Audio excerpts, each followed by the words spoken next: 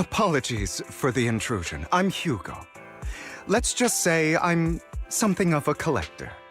I've heard your video store is the most classy one in all of New Eridu, and I must say, it absolutely lives up to its reputation. The ambiance here is understated yet refined, elegant but still cozy. It's so soothing, like a steady beacon in the dark. I've also noticed some well-known individuals frequenting this place, including elite members from PubSec and HSO. Your achievements at such a young age truly impress me. You've got a way with words. Yep, exactly what you said. Trust me, I'm being honest. I do find your store quite special. So, I guess the rumors about this place are true. Children of devils. What are you talking about? I'm not following. Am I imagining it? Or do you seem really nervous all of a sudden? Children of Devils is an old movie I've been searching for, but it's so niche I can't find a copy in good condition. Or perhaps, did this movie remind you of something else? You're imagining it. I'm just surprised there's a movie we haven't heard of. No worries. Like I said, this movie is rather niche. Despite the word devil in the title, it's actually about vampires. I'm sure you already know. Vampires were a popular fictional concept back in the old civilization. Typically, they are pale-skinned, well-dressed, exuding a mysterious and dangerous aura. But beneath their immaculate facade lie lethal fangs for draining human blood.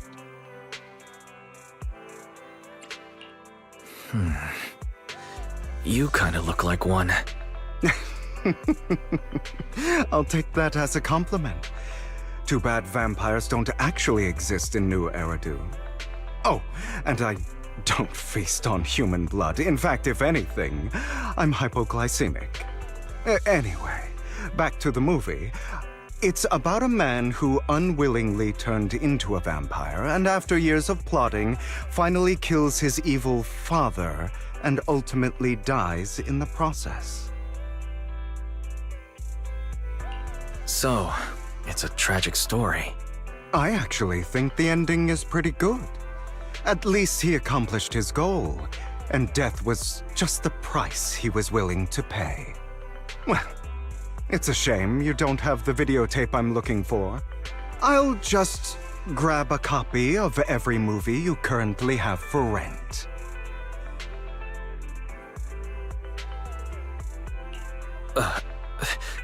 Thank you for your patronage. That's very generous of you.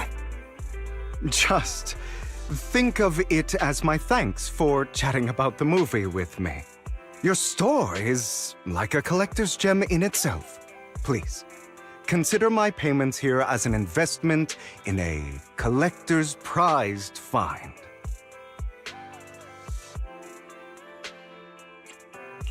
Your definition of a collectible is pretty broad, just as I'd expect from a collector.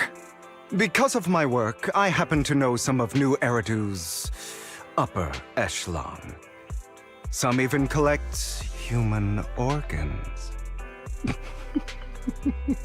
Just some rumors circling around. Hope I didn't spook you.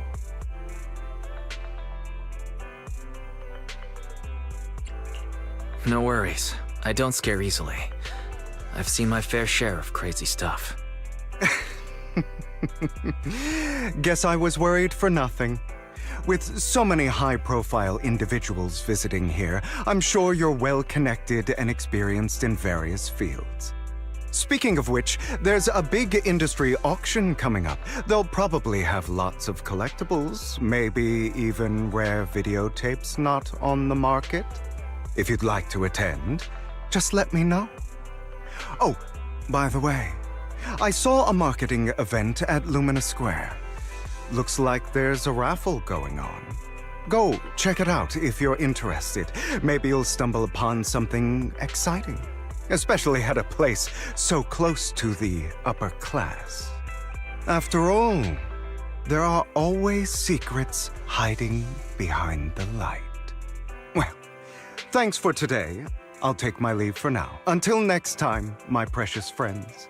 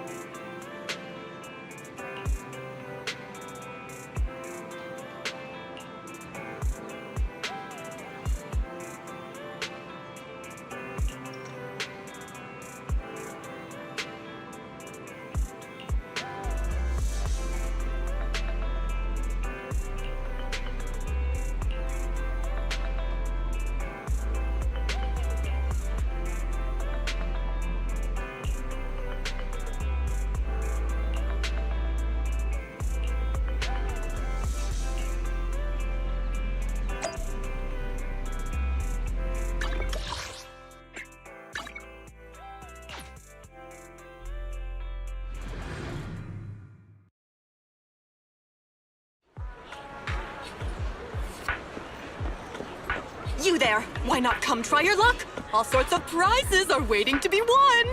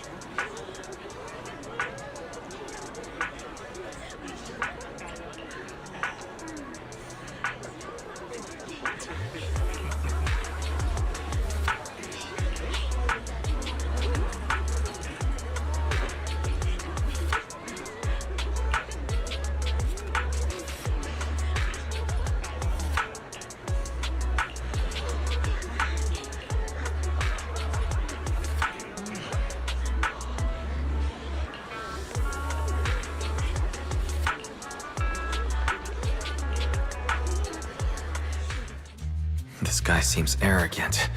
Maybe I should take a tougher approach with him. Quit the act. I've seen right through you. You may look harmless, but I know you have a secret identity. Your crafty skills have caused headaches for countless people. Not to mention, you're revered in your field. Everyone knows who you are. Your true identity is a member of the most infamous band of thieves in New Eridu, Mockingbird!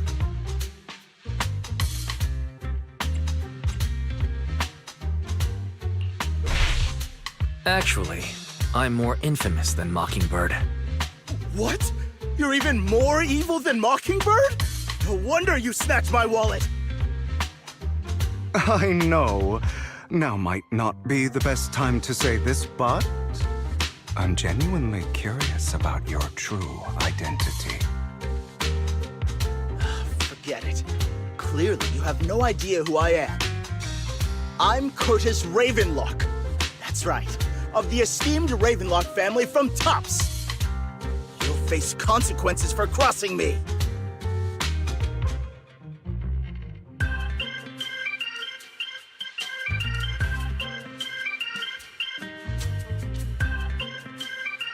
You're an esteemed member of Tops.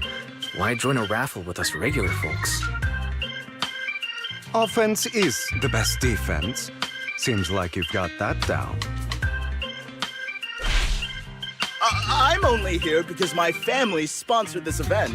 I just joined the raffle for fun. It's not like I actually need the bunny. Anyway, you were the only one next to me when I lost my wallet. It has to be you. Just admit it!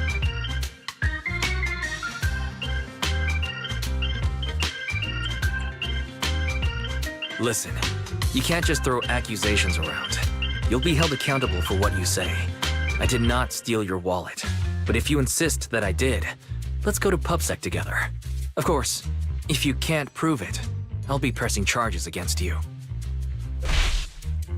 Press charges? That's a bit too extreme, don't you think? Looks like you found the right approach to deal with people like him. In any case, my wallet is missing. It had a ton of Denny's, so someone's got to answer for that.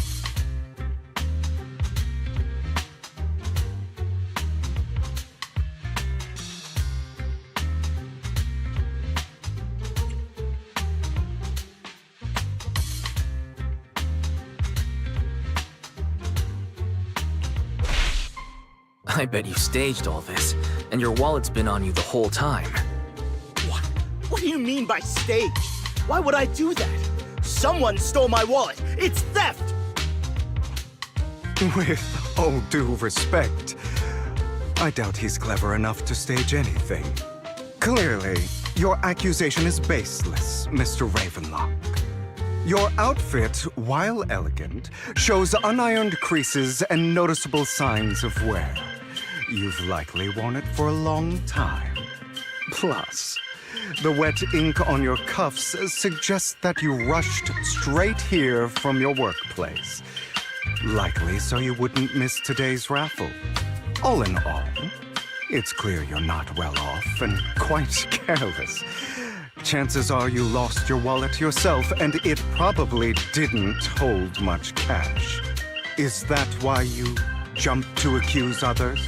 Hoping to leverage your family name to make a quick Denny? That's utter nonsense! Regardless, you owe this person an apology. Damn it! You'll regret this. Just you wait! I really hate it when innocent people are wrongfully accused. But it's all over now. I hope it didn't ruin your mood. Good thing you're here. Otherwise, that guy would have kept arguing forever. I didn't really do anything. You outsmarted him all on your own. It's a relief to see him get what he deserves. He should have known what would happen the moment he falsely accused you. People like that should have a taste of their own medicine. That sounds fair to me. Unfortunately, we don't usually see such fairness in our world, do we? That's why sometimes I don't mind resorting to unconventional methods to right the wrongs. You seem to be implying something. Don't tell me... A good movie never spoils its ending. But feel free to speculate. Anyway, it was nice running into you. Please, accept this raffle ticket to mark the occasion. May it keep you away from shady people and situations and bring you good fortune.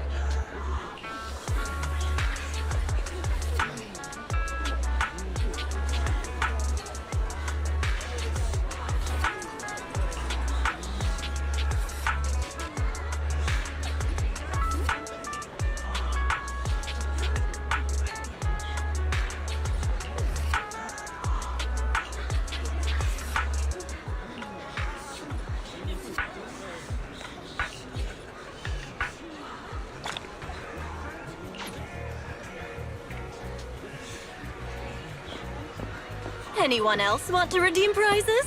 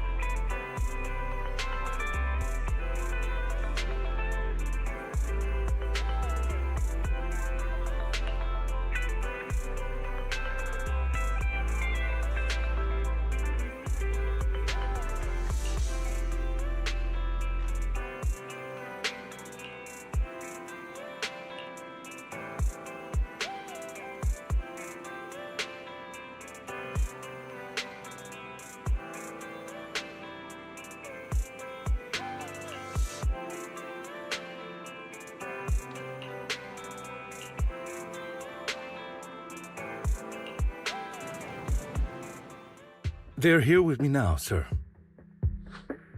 I'm glad to have the chance to speak with you, young'uns. Helios Academy used to be a peaceful and comforting place.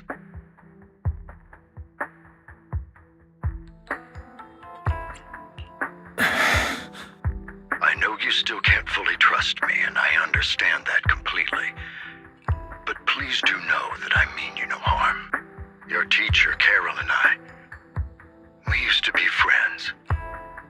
She was a kind person. I was truly sorry to learn that she was the one held responsible for the fall of the old capital.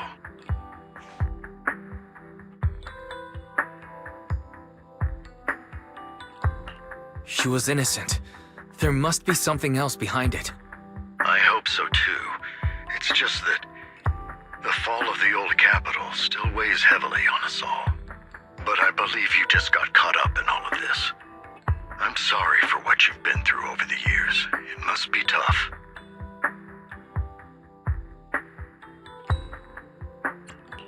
Is that all you wanted to say to us?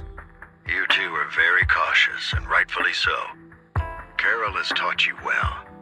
The real reason I reached out to you is to tell you something very important. Something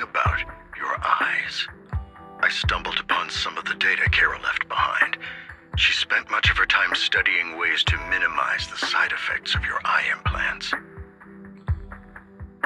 Teacher. She was always looking out for us. Yes, which is why I believe this was her final wish. As her friend, I want to see it through. Simply put, your eye implants are directly linked to your brain, and their functionality depends on your body's limits. As a result, the HDD system takes up a part of your body's capacity. This leads to certain issues, the most notable being that it suppresses your innate ether aptitude. I brought in a team of specialists to analyze Carol's data samples, and after some effort, they created a plan to upgrade the HDD system. After the upgrade, the HDD system will operate with significantly reduced power consumption, allowing for a substantial boost in your ether aptitude, or rather, a restoration to its original level.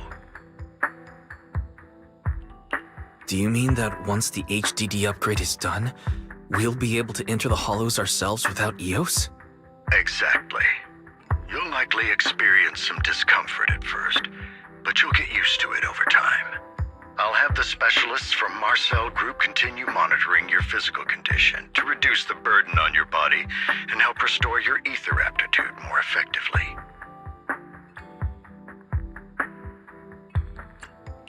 Are you really giving us such advanced technology for free? Feels like there's gotta be some kind of catch. Besides, you must have known about us for a while. So why wait until now? I'm not asking for anything in return.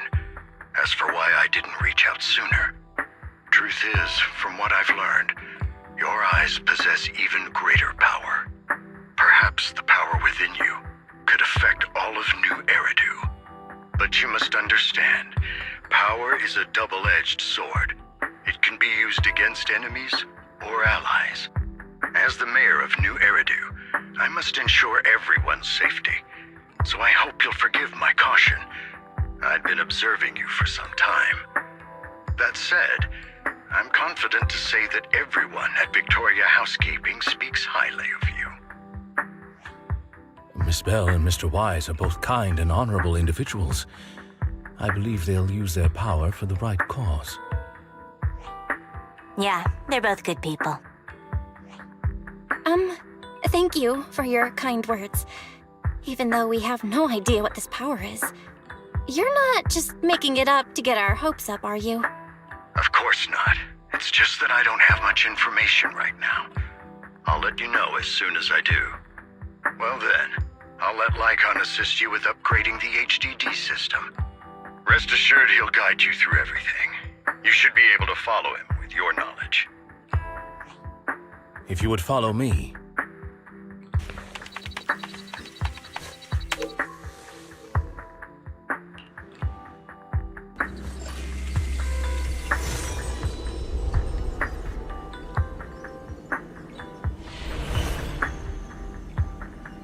How are you feeling now? All good, I think. Really? I'm feeling a bit off. Your body is adjusting. Give it time to adapt to the changes. As a precaution, hold off on entering the hollows until you feel better. I see. In that case, I'll sit back and help Wise for now. It's quite impressive one of you adapted so quickly. Your ether aptitude is now on par with most hollow investigators, meaning you're ready to explore regular hollows. But you must be careful at first.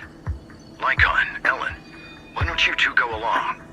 One of the data piles in the hollow near the metro is malfunctioning, and we need a skilled proxy to address it. I'll assign this task to you. Of course, you'll receive fair compensation upon completion. Take your time at the journeys ahead. You've got plenty of time to uncover your full potential.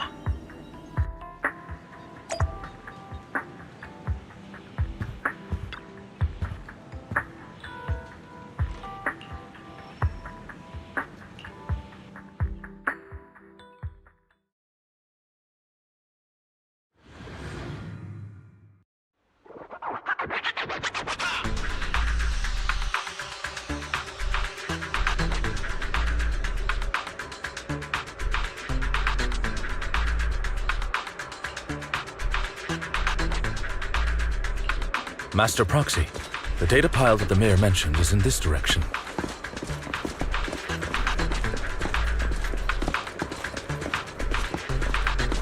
Let's keep moving.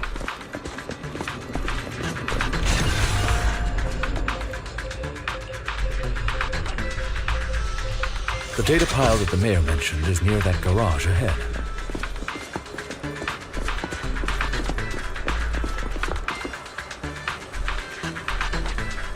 What a pain. There's nowhere else to go. We'll have to move the train.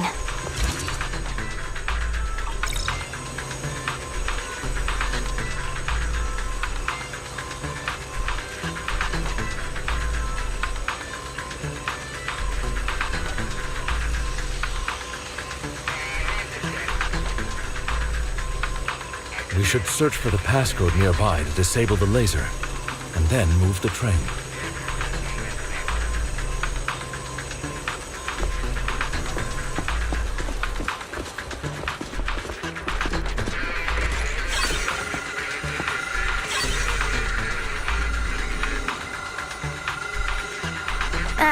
I get it now.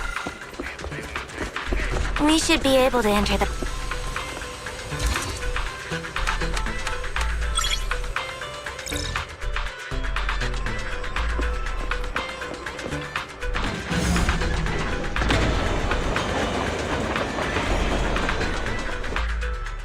How are you feeling now, Master Proxy?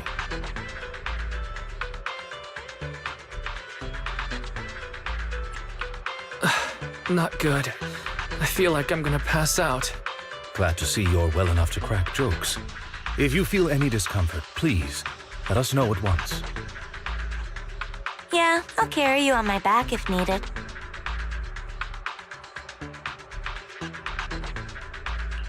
Well, that won't be necessary.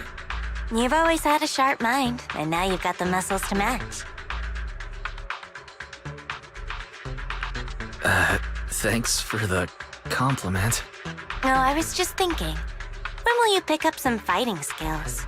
If you can fight, you can handle things in the hollow all on your own. That'd be pretty neat.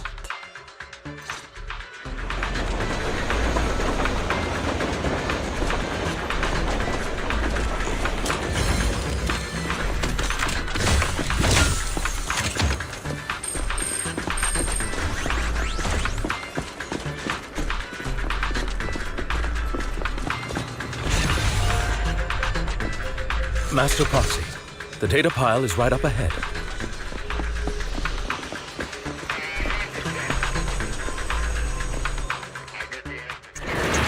Worry not, Master Proxy.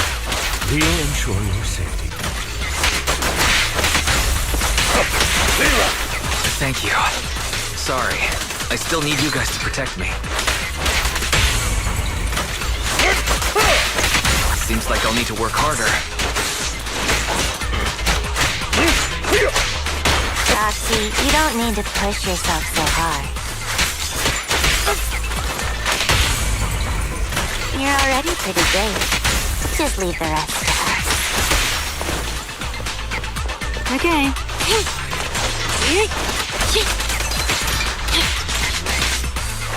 Better dodge. At your service.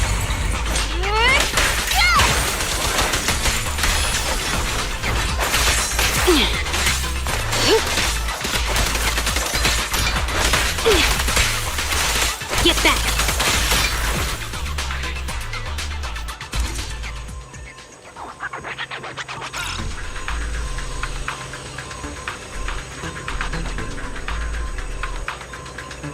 Oh, it's another passcode. We should be able to find the passcode nearby. Let's keep an eye out for it.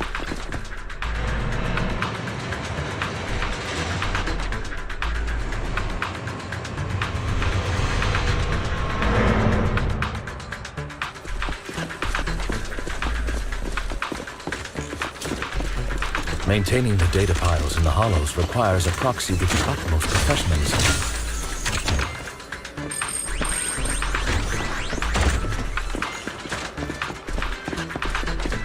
It is Victoria Housekeeping's honor to maintain. later. Take this.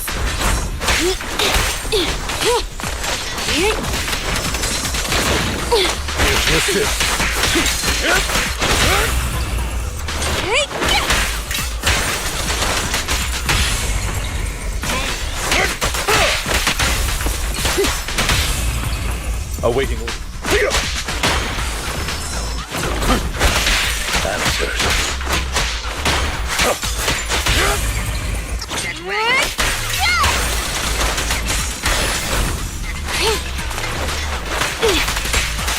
Get back.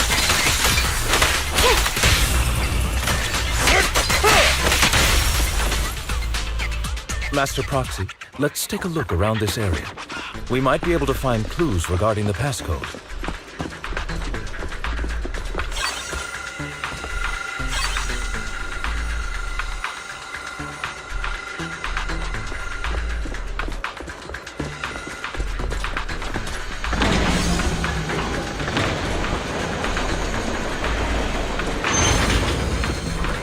Proxy's moves seemed more fluid in that last battle.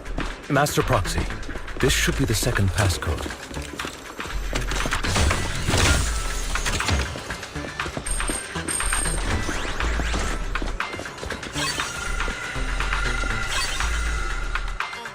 Master Proxy, we've been in the Hollow for quite some time. How are you feeling?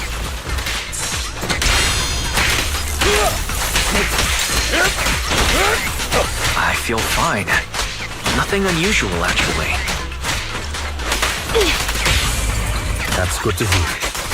After all, this is the first time you've entered a Hollow since the system upgrade. Best not to overdo it.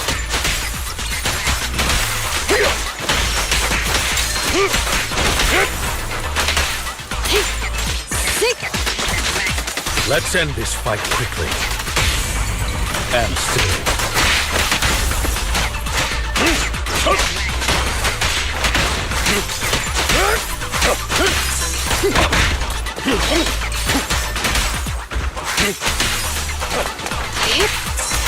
Troublesome.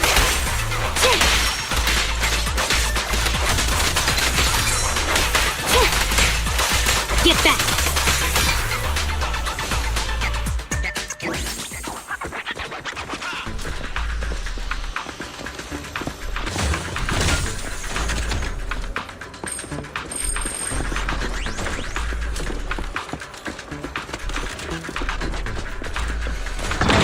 Passcode is here.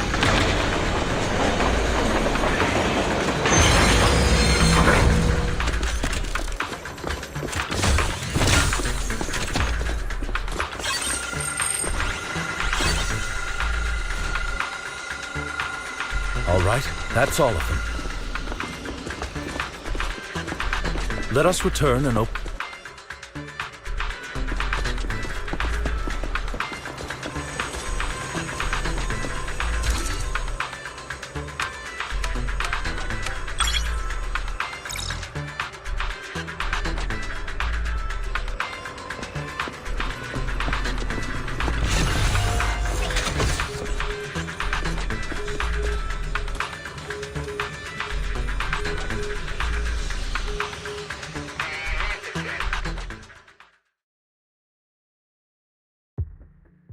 The mission was a success, sir. Master Phaeton's performance was outstanding. Excellent. You truly are exceptional. I'll be frank.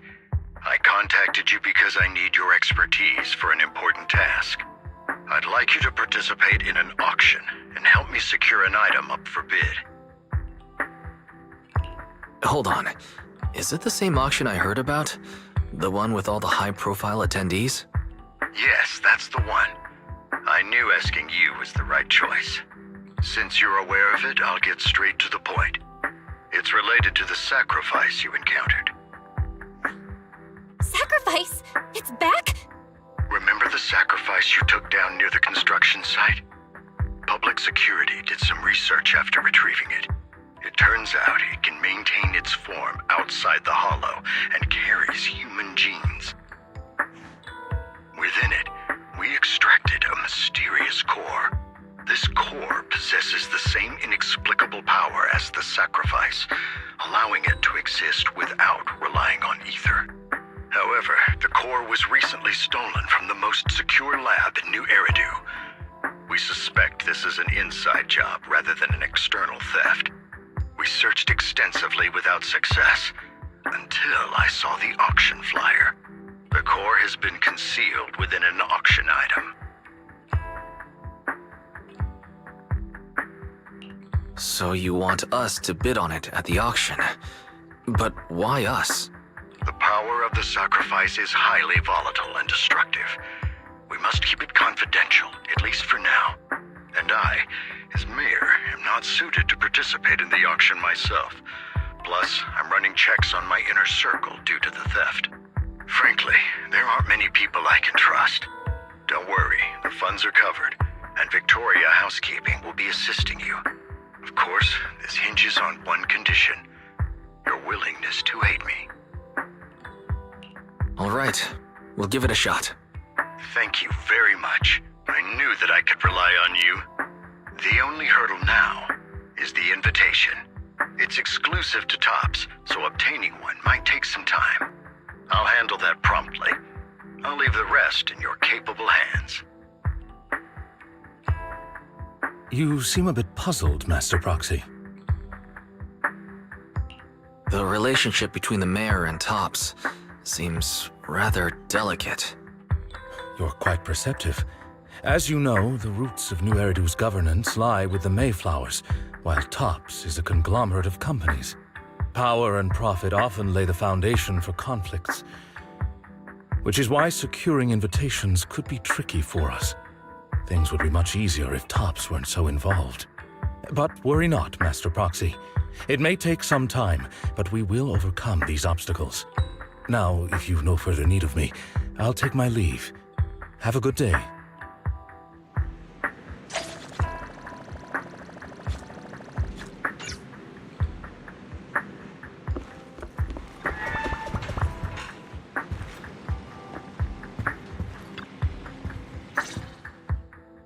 Didn't that collector Hugo mention if we wanted to attend the auction, we could give him a call? But he didn't leave us his contact information. Odd, right? If he wanted us to contact him, why not leave a number? Did he just forget?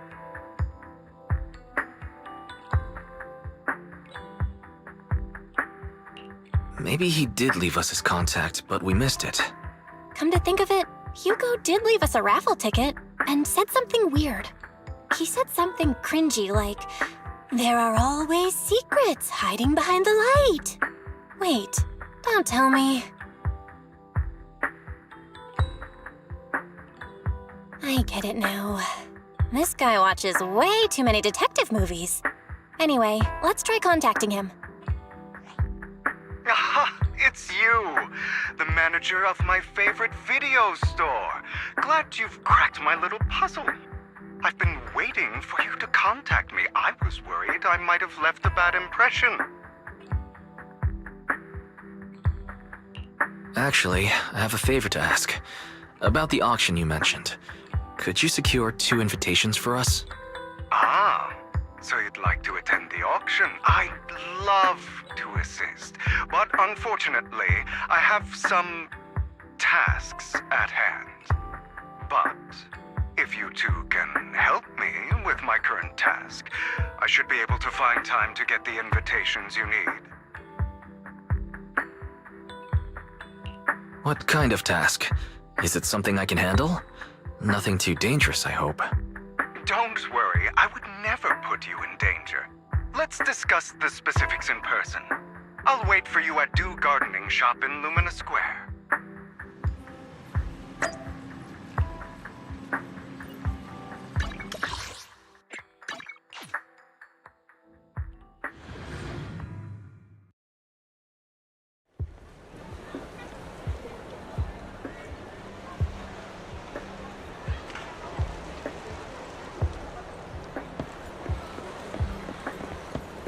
You've...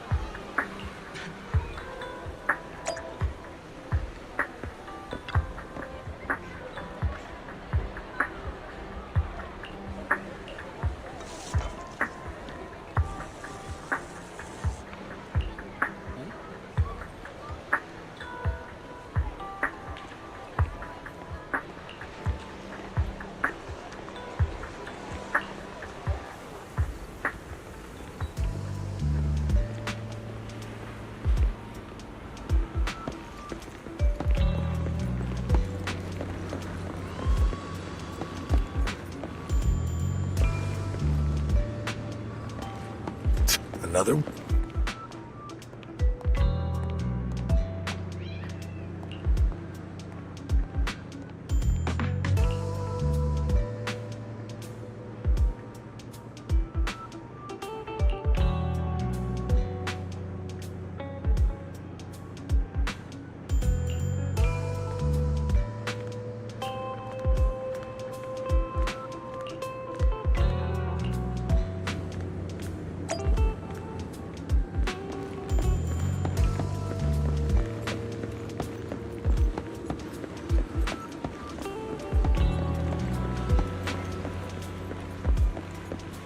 This time, I'll lead the family back to the top.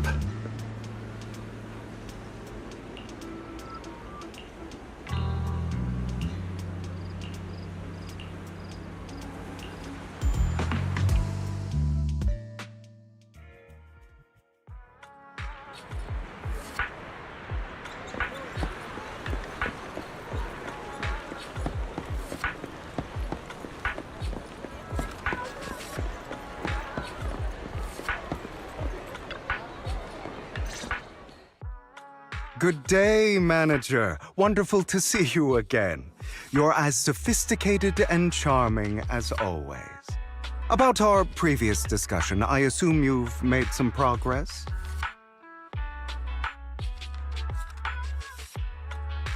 I see.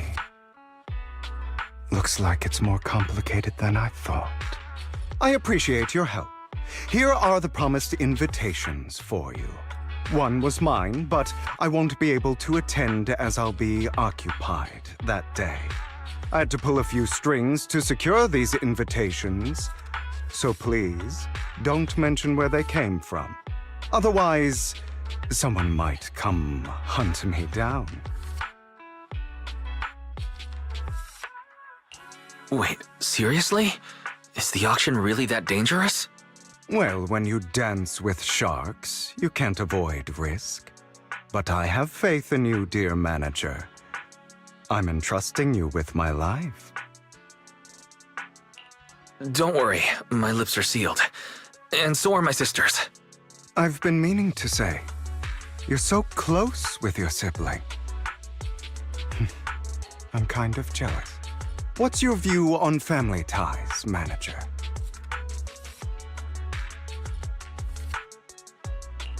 It's a bond you can count on. Like, no matter what happens, Belle and I have each other's backs. That's the exact kind of answer I expected from you. How lovely. I once had a half-sister. Different mothers. Had? You didn't have a fallout over some big argument, did you? No, we never argued. I would like to try, but it's too late. She's been gone so long. I can barely remember her face. I'm sorry. I didn't realize it was a sensitive topic. My condolences. It's okay. I brought it up first, and it was ages ago. Anyway, back to what we were saying. It's highly likely that Hartman will be at the auction as well. As you know, while he's the rightful heir to the Ravenlock family, he keeps many secrets. Should you cross paths with him in the future, be cautious. He's sitting up on his high horse looking down on everyone else, and he'll do whatever it takes to get more power. I hope these upper-class people eventually face the punishment they deserve. Too bad the scales of fate lean one way or another. Unless someone steps in to tip them back. I digress. That's all for today. I have some errands to attend to, so I'll take my leave. Have fun at the auction.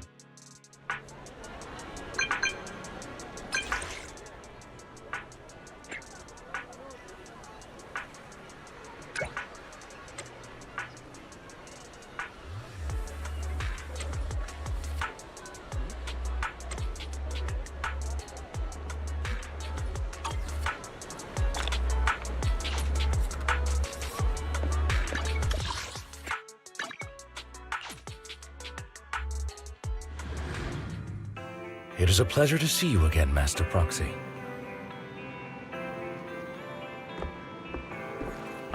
It's been a while.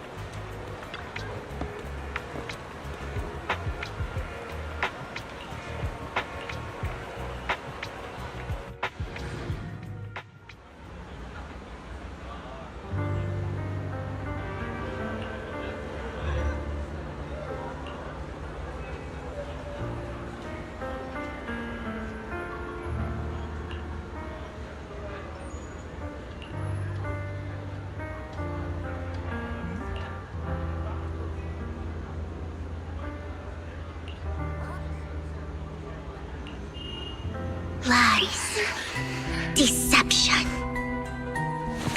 betrayal.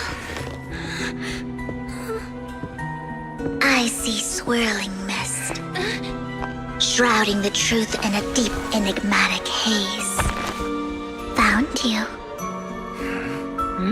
Chosen one.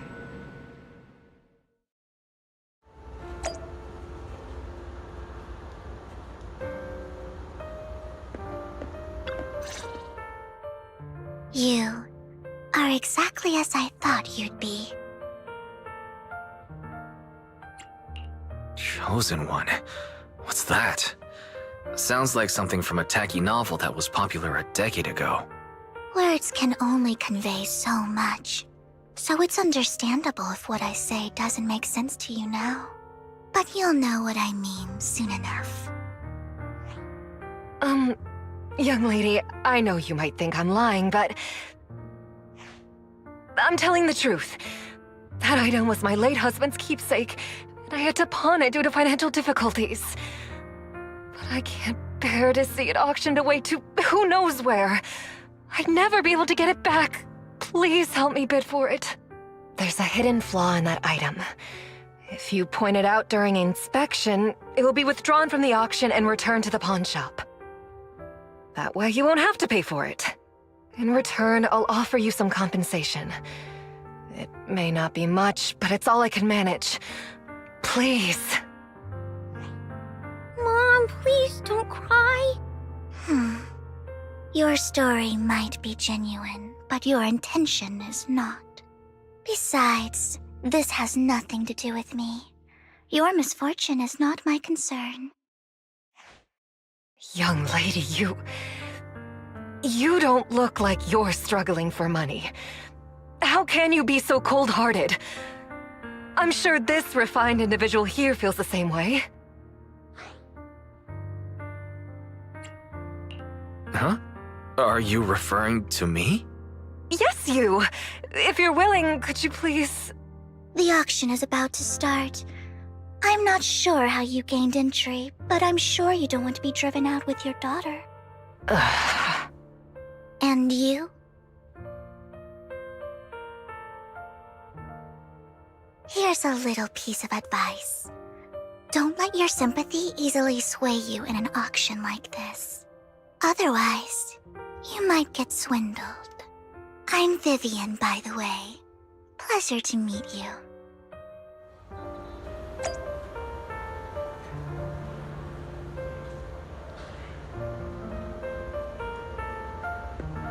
Dear guests, the auction will begin shortly. Please make your way to the venue.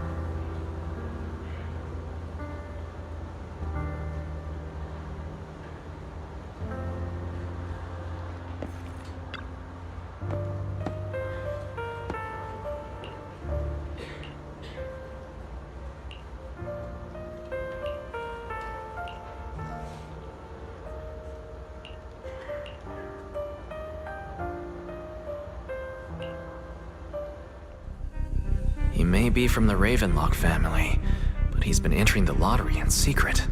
His financial situation might not be too great right now. Ugh, what rotten luck. I didn't expect to see you here. I won't back down this time.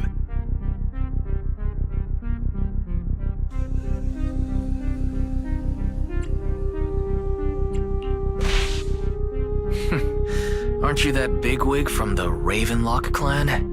Surprised to see you at the same auction as us commoners. This is the top auction in the industry! I really don't know how you got an invitation, but I doubt it was through legitimate means. You seem a bit hesitant. His accusation isn't true, is it? You should just give up already. I'm dead set on getting this item.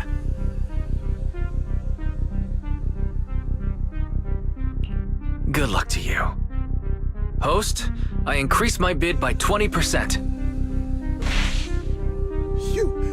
Where could you have gotten so many Denny's? A solid move, but perhaps a bit too costly for me. Okay. Let's not rush into inflating the price.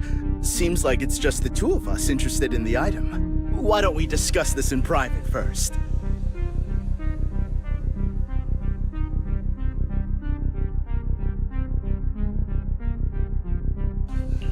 No matter what, I won't back down.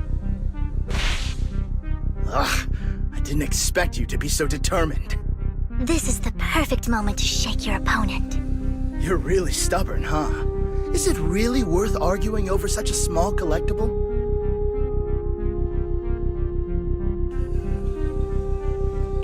That's right. The Denny's in our pocket is our biggest advantage. Host, I'm raising the bid. The price is way more than it's worth. Forget it, I'm out. It's a bit overpriced, but it's still acceptable. Regardless, congratulations on your winning bid.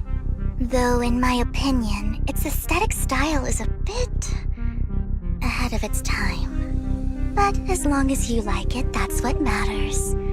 After all, the true value of art is in the love people invest in it. The next item is truly exceptional. The final creation of a legendary artist, the only one of its kind in all of New Eridu. The artist's tale is quite fascinating. Unrecognized during his lifetime, his works were discovered by art collectors after his death and became hugely popular. Because of this, authentic works are few and far between, making each one incredibly precious. And this stunning final piece, anyone who loves his work won't want to miss it. Without further ado, let's get started! Starting bid, 200 million dennies! If I can get it for under 500 million, I can still turn a profit. 300 million! If I'm not mistaken, Wise, isn't that the item the woman asked Vivian to bid on? Yeah, that's the one. If our budget allows, perhaps we should. 1 billion. Even if his final piece is a collectible of this quality, starting at $1 million right off the bat. Since she doesn't have to earn her own money, any bid is just a number to her. Was that Vivian? Wow, she just said, "Don't let your sympathy sway you," then went ahead and bid anyways. Yeah, but she can literally afford not to take her own advice. Oh, this elegantly dressed lady certainly has refined taste and deep pockets. So, is anyone ready to challenge this young lady? Invest in the legacy of a talented artist who left us too soon. Its value could double in the future. I'd advise against it. I'm going to bid on this no matter the price tonight. This young lady is certainly very confident. Our time is almost up at $1 billion. Going once, going twice, going 3 times. Sold for $1 billion. All right, ladies and gentlemen, that concludes the first half of the auction. Please feel free to unwind in the lounge for a bit, as more treasures await in the second half.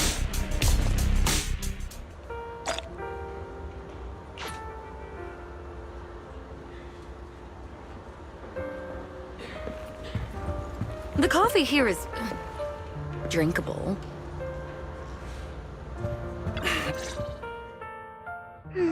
You have a strange look on your face. Despite her ruthless exterior, she's actually quite kind-hearted. Though you wouldn't dare think that, would you? Not at all. That's not what I'm thinking.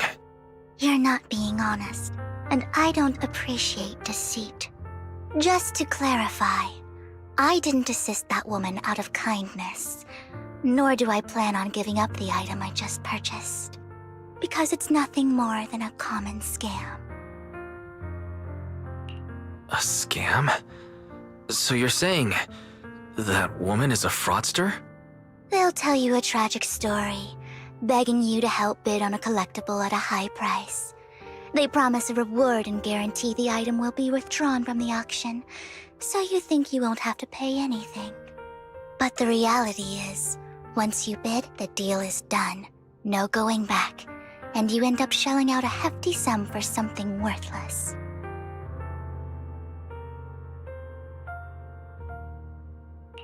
So why did you still bid on the item? I really enjoyed the story of that legendary artist. Art, at its essence, sells stories, doesn't it? I'm willing to pay the price for the stories I choose. That's another lie. Looks like you believed me.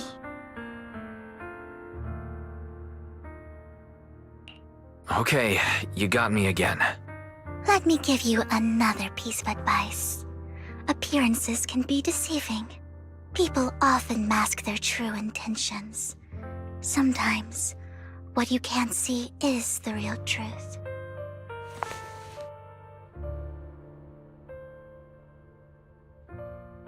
I hope next time you'll accept my invitation, and not that of these pretenders. I'll see you soon, my friend of many secrets.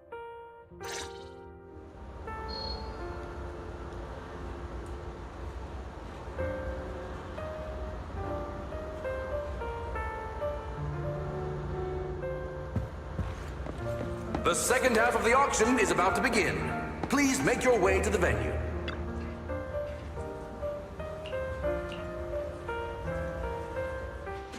Ladies and gentlemen, welcome back! Up next in our auction is tonight's showpiece, the one-of-a-kind Robe of Heroes! Legend has it that, long ago, this was a garment that only a hero could wear. What's truly fascinating is the unique gem embedded in the collar of this robe. It's unlike any gem I've ever seen. Almost magical.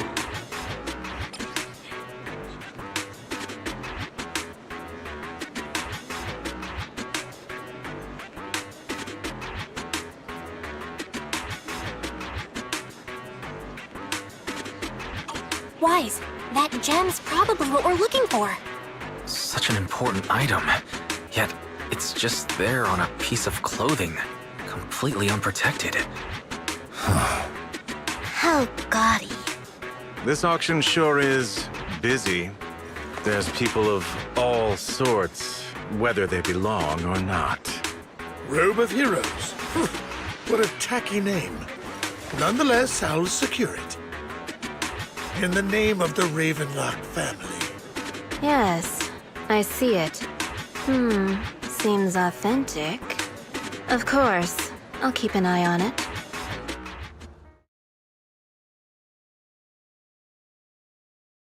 I didn't expect this to drag on so long. I believe there is no meaning in continuing this senseless bidding war. Frankly, wasting time irks me more than squandering money.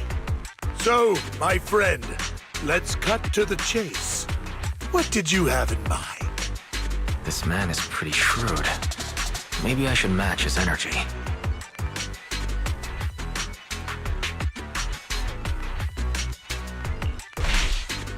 All I want is that Robe of Heroes. What a pity. We both have our sights set on the same item. It seems there is no hope of us coming to an accord. I'd suggest taking a less direct approach with someone like Hartman, lest he prey on your weaknesses. There are more antiques in this auction than just the robe. Why rush into this? You might find something else you prefer.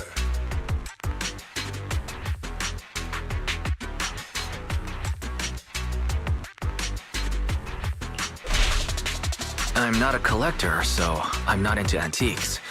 That robe just caught my eye. In that case, how about we strike a deal? All I want is that gem. So, if you...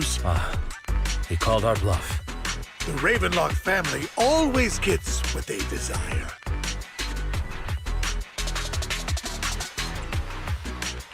What a coincidence. I, too, always get what I want. You're quite confident. You know when to stand your ground. Well done. My time is valuable, my friend. I've already lost a significant amount of Denny's talking to you. If I offer you a token of appreciation, let's say a hefty sum of Denny's, would you consider backing out of this bid?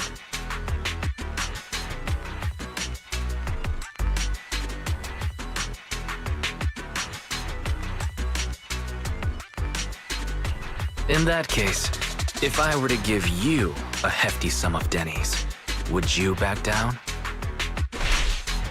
I fear my price is beyond your means. It's been a while since someone dared speak to me like that. All right, since I can't sway you, we'll have to settle this with our financial power.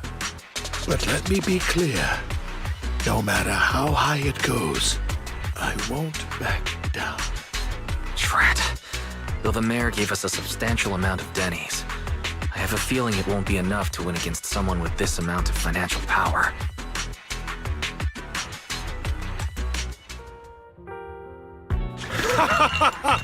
Thank you, everyone. It appears I'm the final winner of this auction after all. Well, I'll be taking this masterpiece with me. Of course. I must extend my sincere gratitude to all of you. Damn it, we almost won! Ugh, Denny grabbing jerks. I got a message from Hugo. He wants us to... look up? What happened? Why'd the lights go out?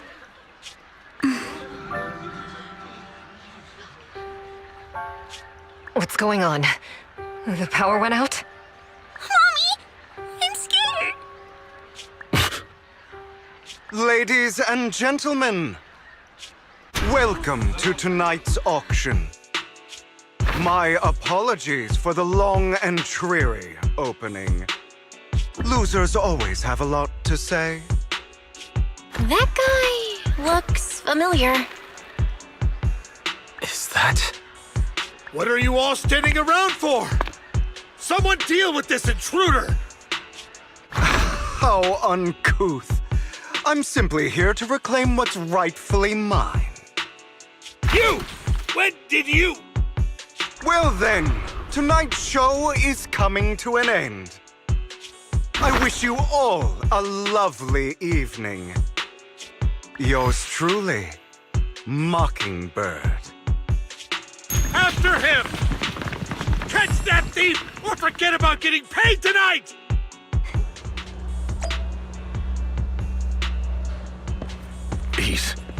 I can't believe he's here. And his target happens to be that core, too.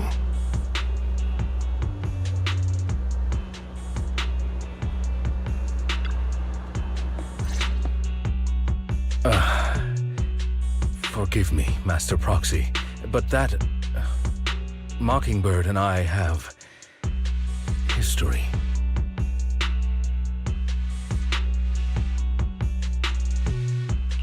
You might find it surprising, but I know him too. You do?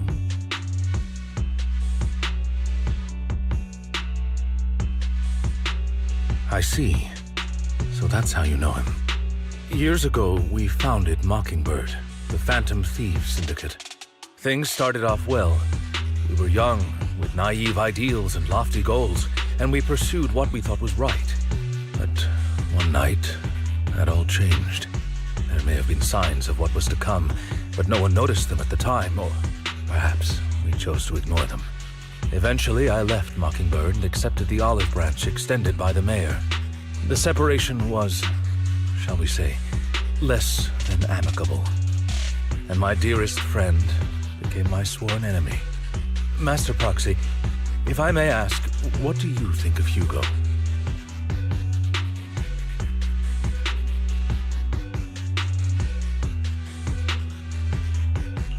He seems pretty nice.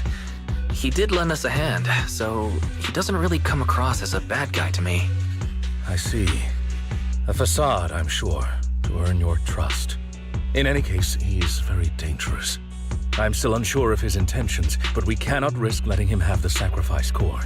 Based on my past experiences, I can likely predict the route he'll take to evade his pursuers and escape. However, this path lies within the Hollow. Master Proxy, can you... Let's head straight there.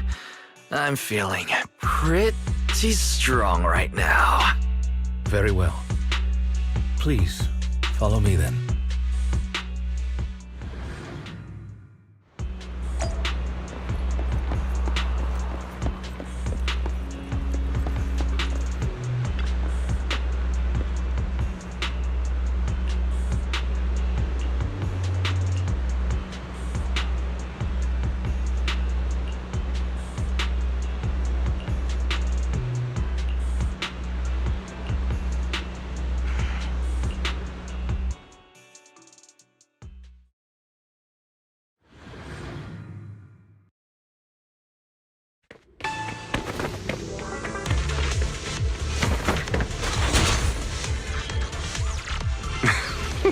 As I thought, Hugo really is here. When we were still working together, we would often choose routes that were difficult to attack, yet easy to defend.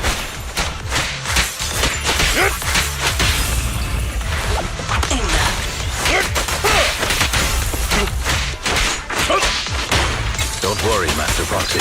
Master Proxy, the layout of the port is complex. Ethereals may jump out from any corner.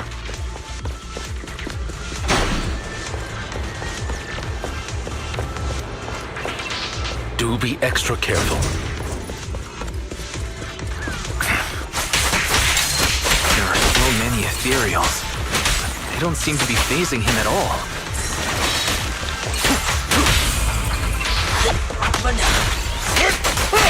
Though I am loath to admit it, that man is quite formidable.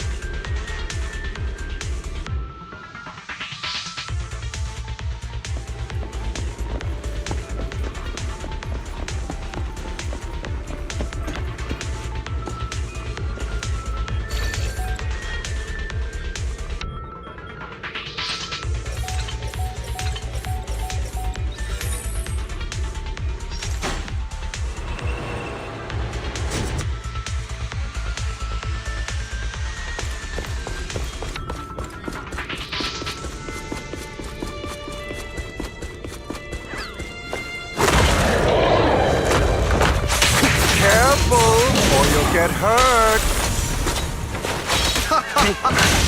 I'm not going to let you have your way. Master Proxy, that's one of Hugo's weapons. Make sure to avoid it.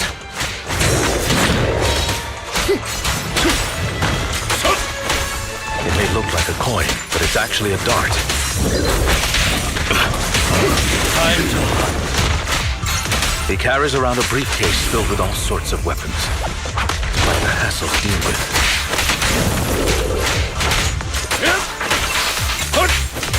He's extremely familiar with this place.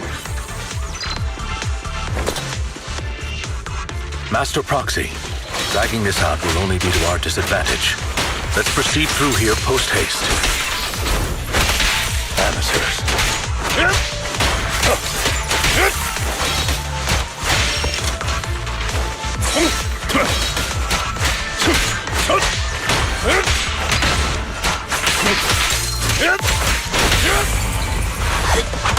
Stay calm now. The mechanism here isn't damaged. It's still functioning normally.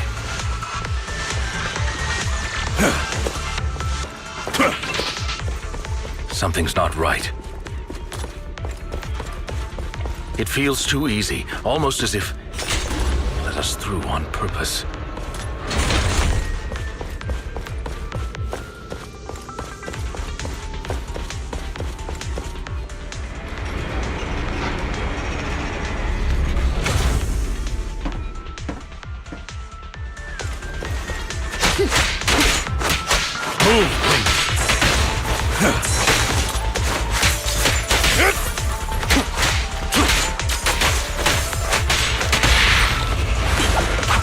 Stand still. Stay calm now.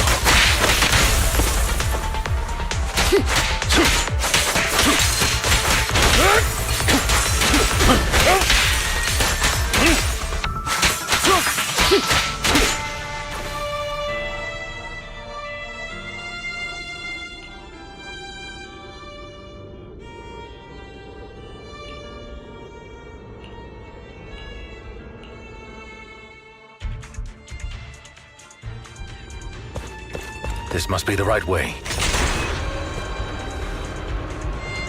Not to worry, Master Proxy.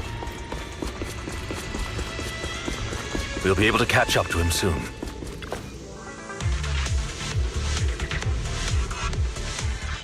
It should be this way.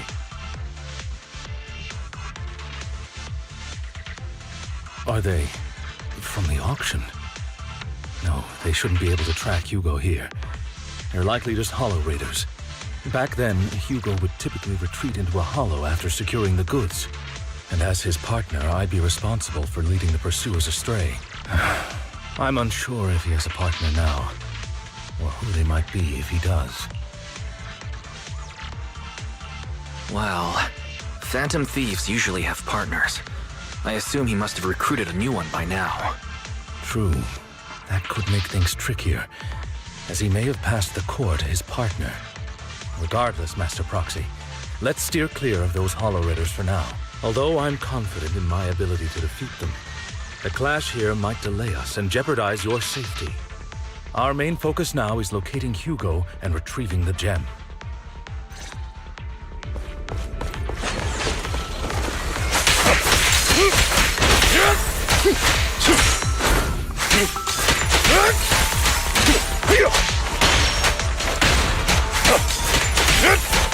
Evade, now!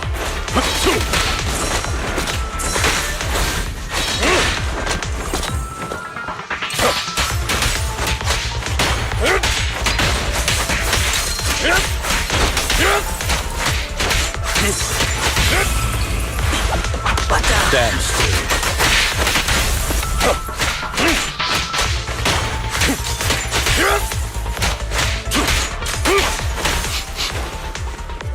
He should be nearby.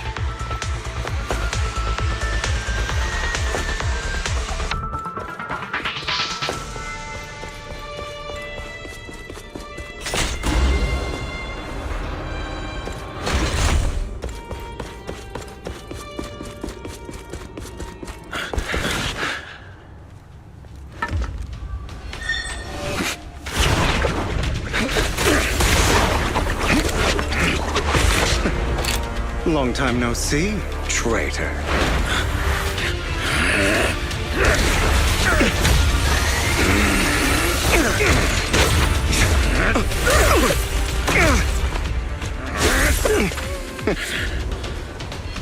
It was you who broke the oath, not me. You haven't changed, pompous and self-righteous.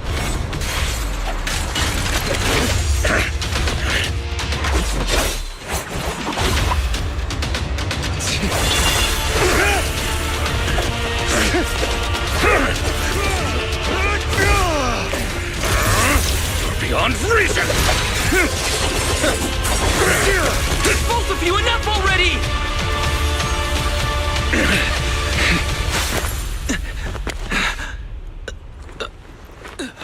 Master Proxy. Are you all right, Master Proxy? Any injuries? I'm fine. I just forgot I wasn't using EOS. I thought your attacks would just go over my head. I'm not used to being this tall, I guess. Rest assured, Manager, my blade has always been steady. I'll never point my weapon at my allies, especially not you. As for that oath, he has no sense of control in the heat of battle, even turning on his own comrades. I'd thank you not to spread lies.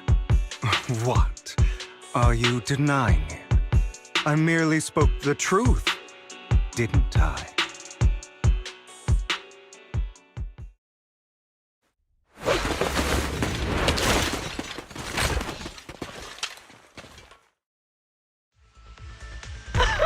Thought we were in for a tough day, but it seems we struck gold in the end.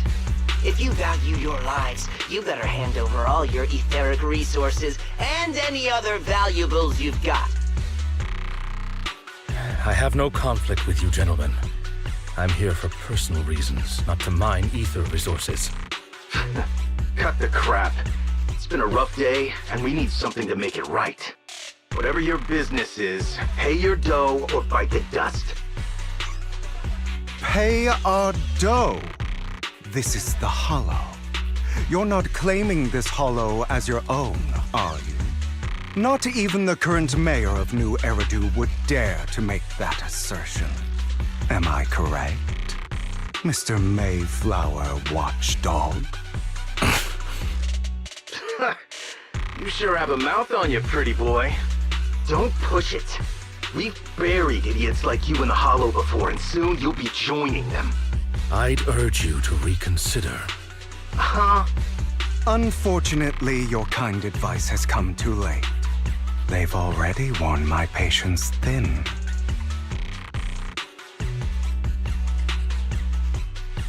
Help me! Scared? Then perhaps you should think twice before you act. You've made your bed. Now lie in it. Sorry! I'm so sorry. Please have mercy. Spare us! We won't do it again! Are you quite done blowing off steam? Don't kill them. I'll hand them over to public security once we're out of... Who do you think you are to tell me what to do? They weren't planning to show you any mercy, yet you forgive them so easily. You haven't changed at all over the years, Lycon.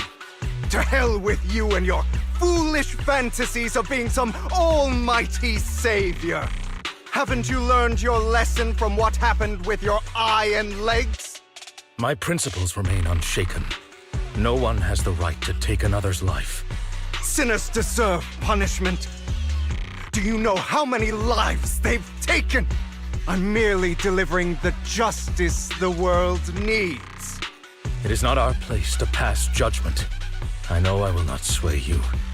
There's no point in continuing this argument. I will stop you. I always will. Go ahead and try. I will defeat you. I always will. Be prepared to kneel before me, traitor. You talk too much.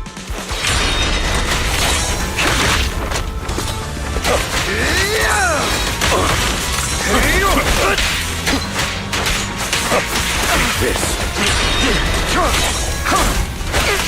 Amateurs.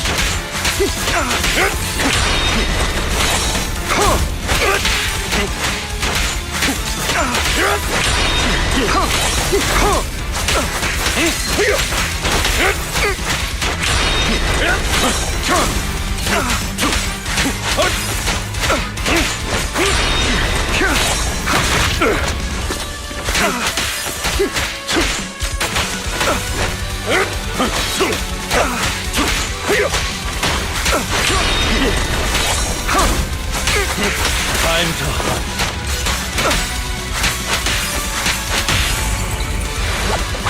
Proxy, I'd advise against trusting anyone from the Mayflower family. Or their dog. How many bodies did the mayor step over in his ascent? Do you two have to fight? Beg for my apologies, dear manager. But I'm itching to teach him a lesson. Shut up!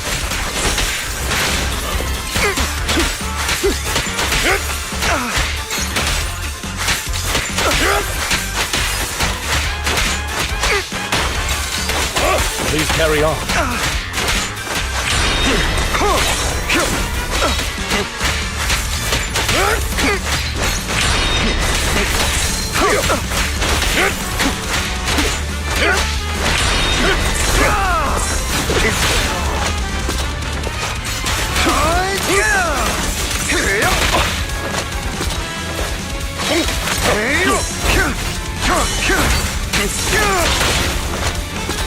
I have you now.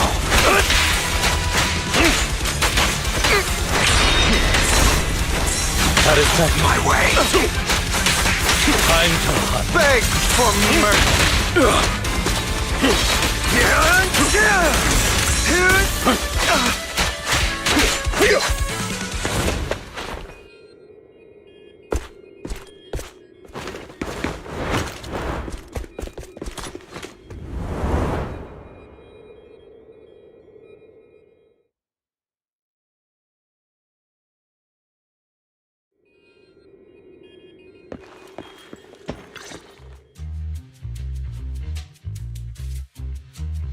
Worry not.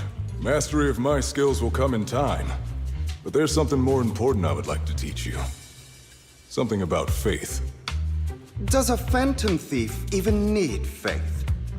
Of course. What else would we fight for?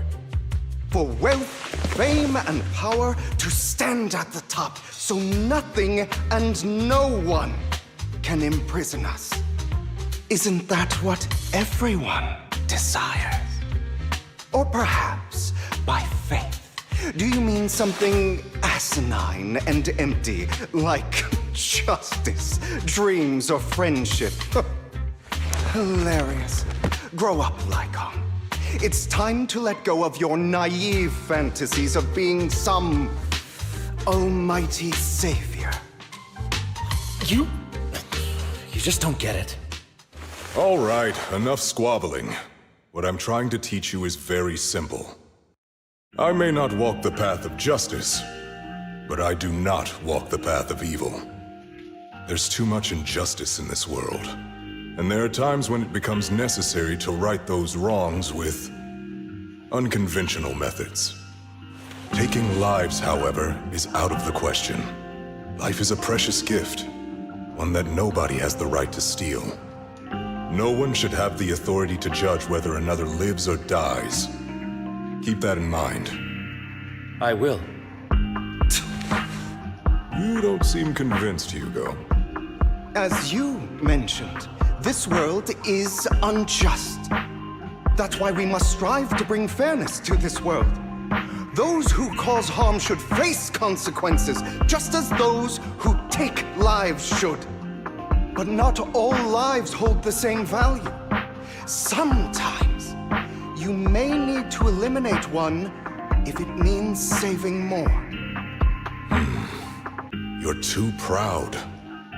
Your pride may lead you astray. I have my own path and beliefs, Jack.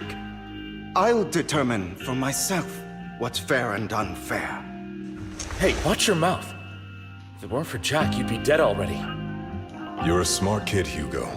Skilled too. You could easily take the life of a sinner. However, what if one day you found out you were wrong? What if that so-called sinner were innocent? Could you bring them back to life? I wouldn't make that mistake. To err is human. Everyone is bound to make mistakes. It's good you are open with your thoughts. I just don't want your troubled past to weigh you down. Because your hatred doesn't define you. It only eats away at you.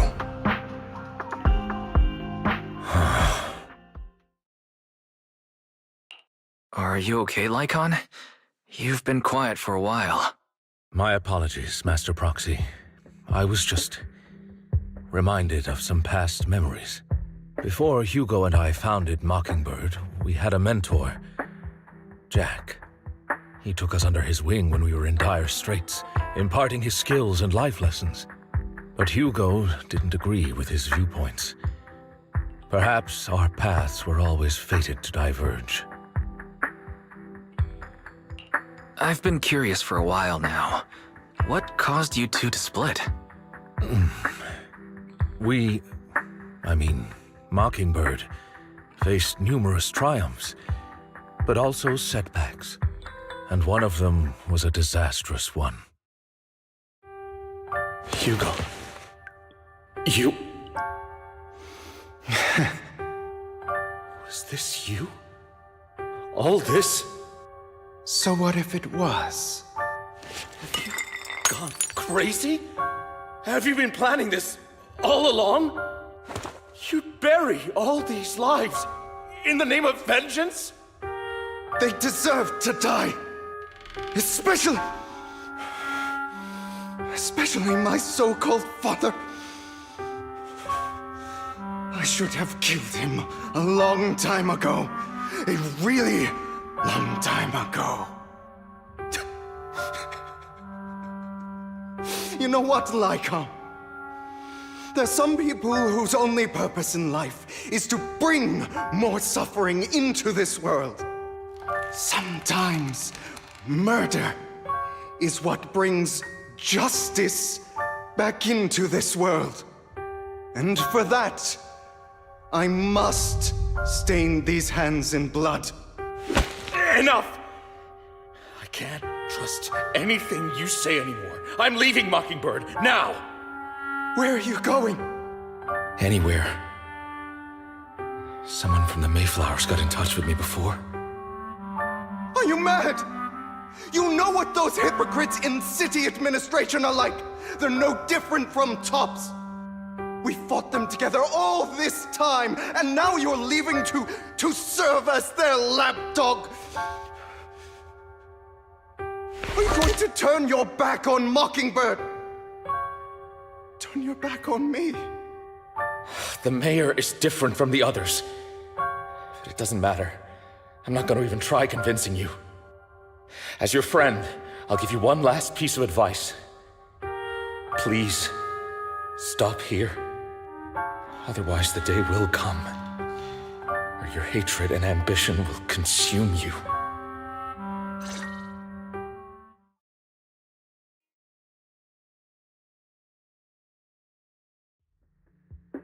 My apologies, Master Proxy, that you had to hear such an unpleasant tale. Hugo came from a powerful family, and his relationship with them was always strained, especially with his own father. So much so that Hugo wanted to personally put an end to him. After shouldering a mountain of injustice, Hugo ran away from home. That's when Jack and I met him. And that setback that Mockingbird suffered turned out to be intimately connected to his family. I had thought it was just a normal mission, when in fact he was plotting revenge. He took advantage of me and everyone else there. I do not mean to pass judgment on him and his decision, but I refuse to accept a partner who is willing to trample over other people's lives for their own desires. Perhaps his family left a mark on him that continues to influence him to this day. In any case, Hugo still has the sacrifice core. We should contact the mayor to plan our next moves. A pleasure to speak with you again. Lycon has already filled me in on Mockingbird stealing the sacrifice core. I'll deal with it.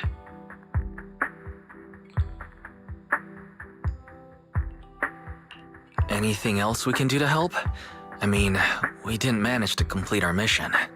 No. You've done well. It's just not appropriate for you to get involved in what's to come.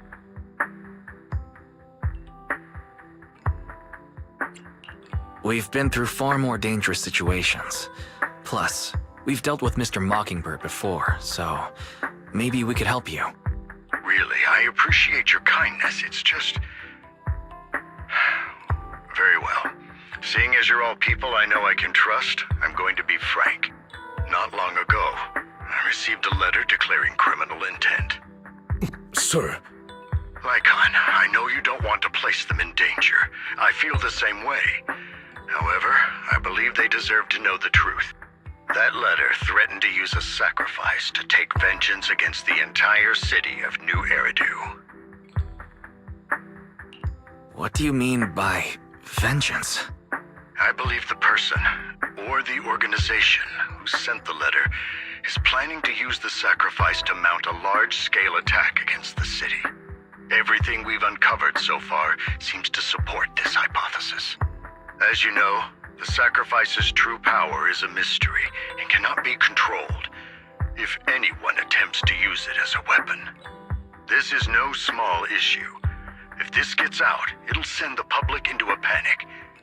Please promise me you'll keep things confidential. Then let us help out. We can do our part too. But it's like I said before, it'll be too dangerous for you. Whichever way you look at it, you're still citizens of New Eridu, and as mayor, it's my duty to protect you. Plus, Carol would be furious with me if I put you in danger. If she were still around. Anyway, I'm not at liberty to discuss this matter any further. Please rest assured that we will handle things properly as the administrative authority of New Eridu. That's right, Master Proxy. Please trust us. So that'll be all for today. Goodbye for now.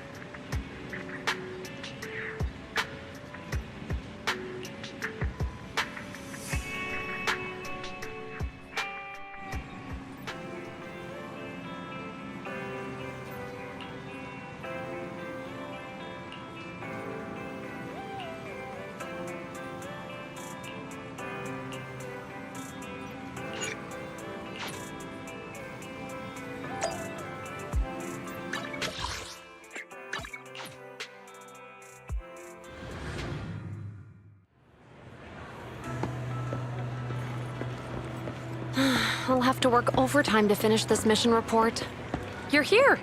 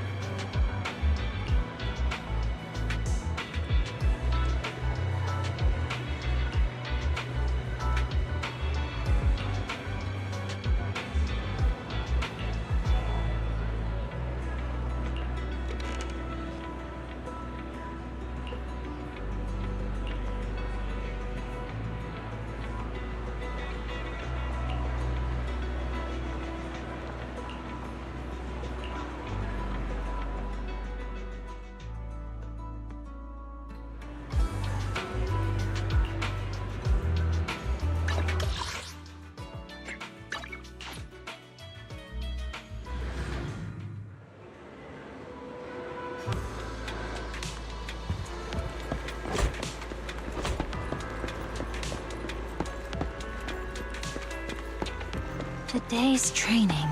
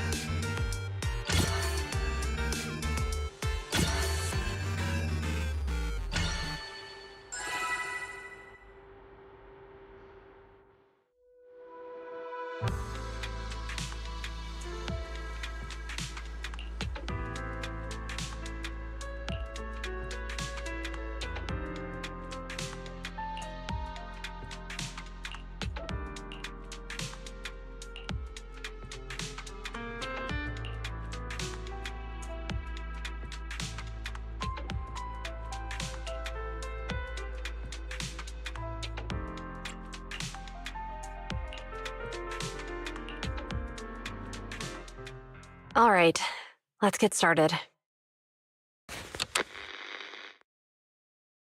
I'm probably not getting out of this hollow, but at least this tape recorder still works. Let's say these are my last words. I gave away my anti-corruption equipment to save those civilians, so I'm not in good shape. Unfortunately, we came up against a horde of ethereals right after that.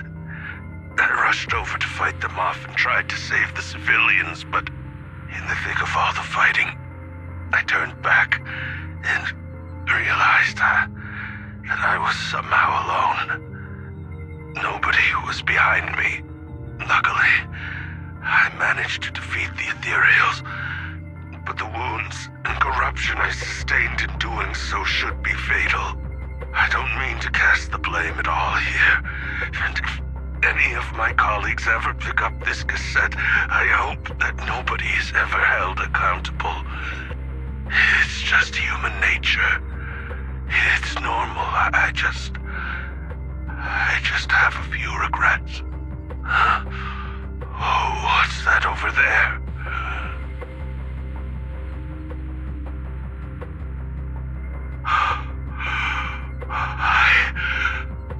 I've seen a miracle. Yes, that thing is right. So long as humanity is in constant conflict against the Hollows, we'll never be able to grasp true power. Only by embracing everything. It's the only way. Only by embracing this power can everyone survive. Oh, Creator, please grant me this!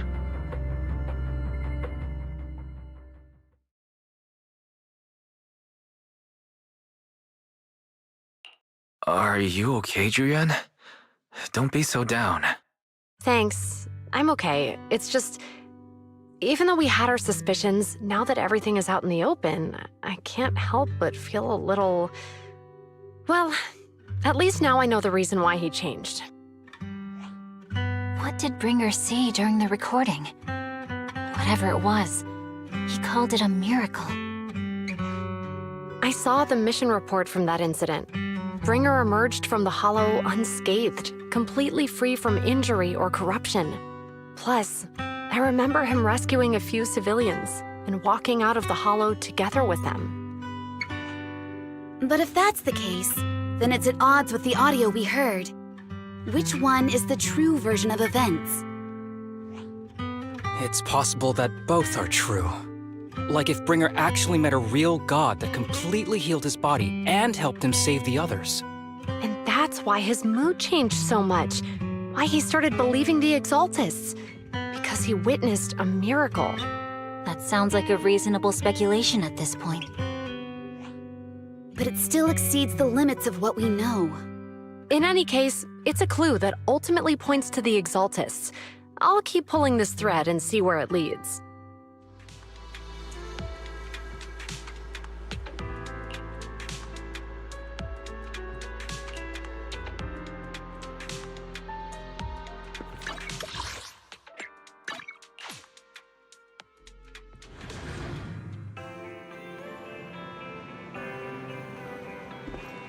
I've been waiting for you for quite some time. We meet again, Master Proxy. I imagine you've already managed to gain some info from the conspirators. About some people who wish to use sacrifice to launch an attack on New Eridu.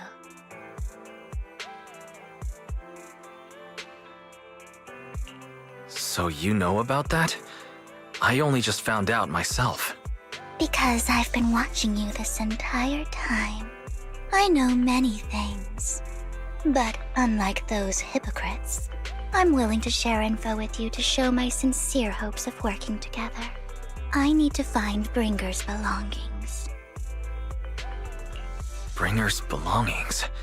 Did he even leave anything behind? Oh, he did. I have complete confidence in my intelligence network. All the more reason for you to work with me. You've probably already guessed. But what Bringer left behind will be crucial for cracking the alleged sacrifice attack. Find it, and we'll finally know what they are after. Who do you mean by they? The Exaltists, of course. They're always lurking whenever something related to sacrifice comes up. Actually, the Exaltists and I, we have a bit of shared history. But no more than that until you officially agree to work with me. All right, I agree to work with you. Splendid. I like people who don't mess around. By the way, might I ask, you're not proficient at in-hollow combat, are you? Well, you know, I'm a proxy after all. As I expected. Not to worry. You're an invaluable proxy. All I require is for you to guide me. I mean, not even my darling Lord Phaethon can fight in the hollows. Hang on. What did you just say? Your darling Lord Phaethon? That's right.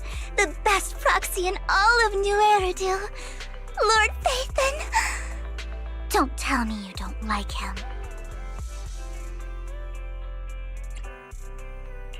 You might not believe this, but I'm actually Phaethon. You're an outstanding proxy, that's true. But Lord Phaethon's a cut above. No one could ever replace Lord Phaethon. But I know how you feel. You're actually one of Lord Phaethon's fans too, aren't you? So he's your biggest role model in life and you hope to become just like him, right?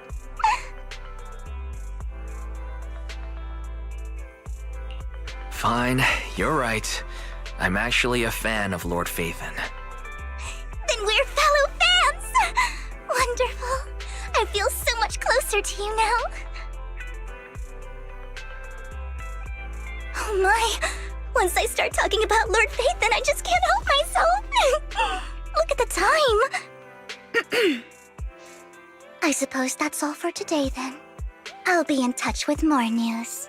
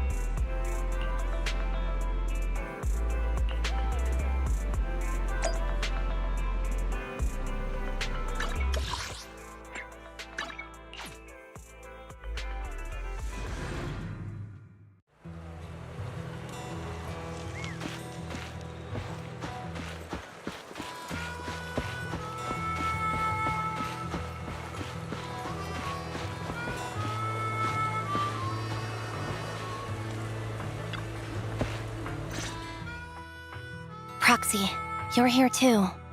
I didn't expect to run into you here. What are you two doing here? And what's with the new outfit, Ambi? I'm here to investigate that incident.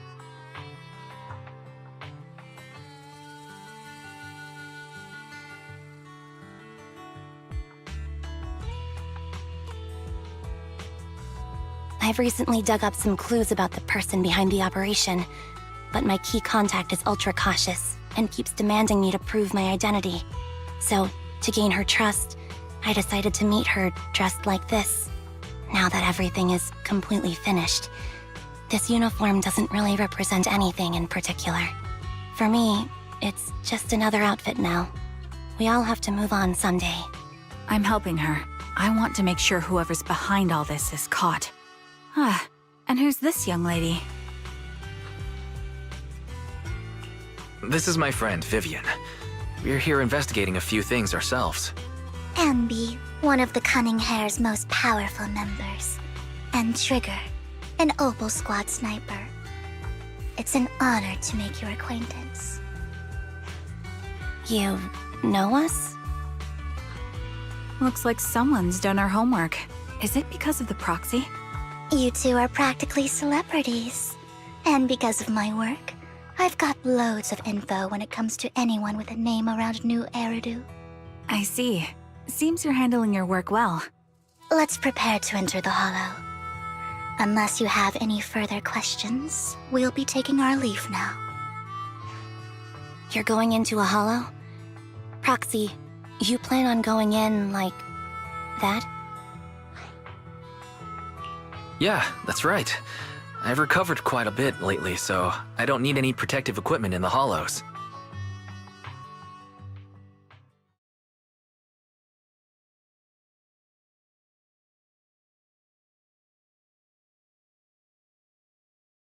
Huh. Aren't you that lady from before at the auction? Hello. I didn't expect to see you again, young lady.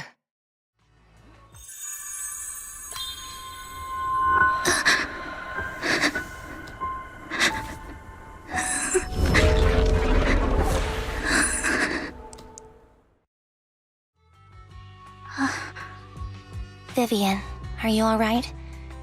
You look depressed. What's wrong, Vivian? Are you feeling all right? It's nothing. I just drifted off for a moment there. So then, what are you doing here? Don't worry. I'm not here to scam you. I'm waiting to meet someone. Don't tell me. You're my contact for intel? That's me. Ambi from Silver Squad, I presume? Pleasure to meet you. All right. I'm going to exchange some information with Miss Ambi here. So if you'll excuse me.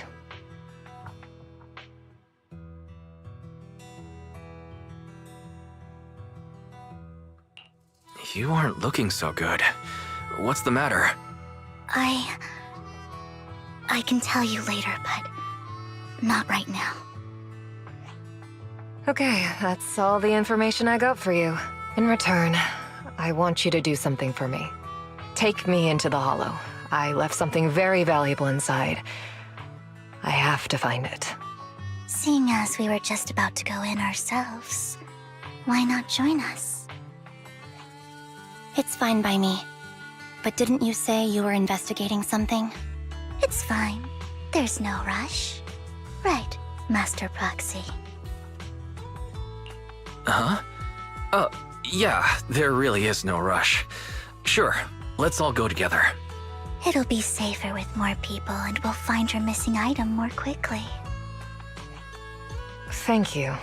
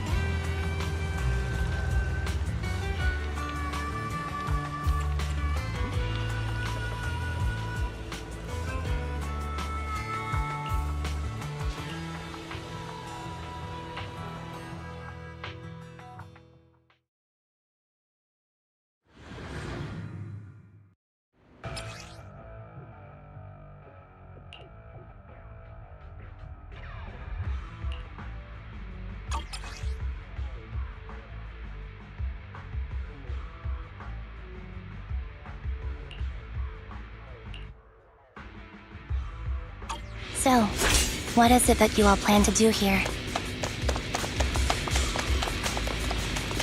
We are here to look for something too. Something extremely important. Mind the blind spot.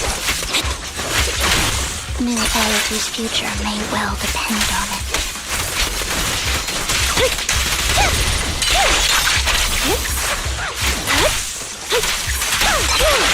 Leave it to me, Andy.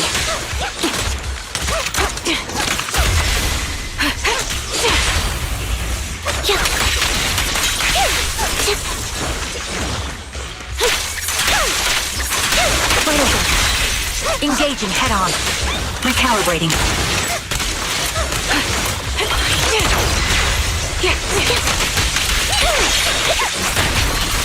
Don't.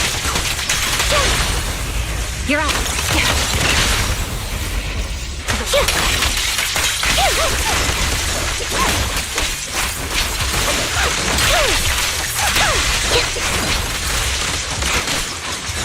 Now it's my turn to ask questions. What exactly is it that you're investigating?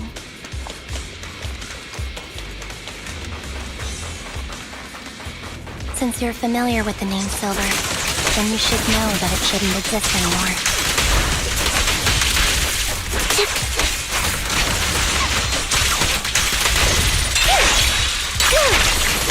What I'm investigating has something to do with it. Wide open. Target locked. Right on cue.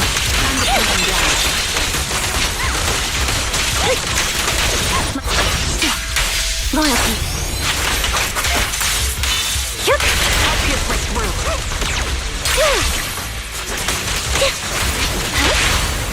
The target's weary.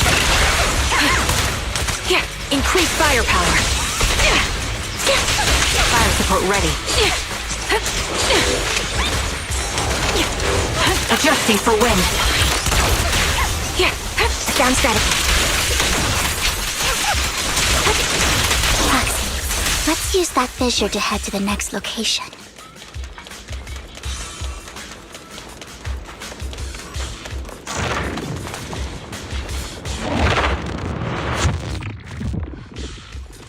This is the place. So, what is it that you're looking for? A ring. I was excavating ether here before and accidentally lost it somewhere. Please, could you all help me find it? It has to be somewhere among all this stuff here. Sure, I'll start looking. I'll go with you. I'll stay here with her then. Thanks, but you don't have to worry about me. Go ahead and accompany the others. I'm sure it'll be faster that way. And sorry for wasting your time like this. I know it might sound strange, but I'll be so happy if my daughter grows up to be capable like you.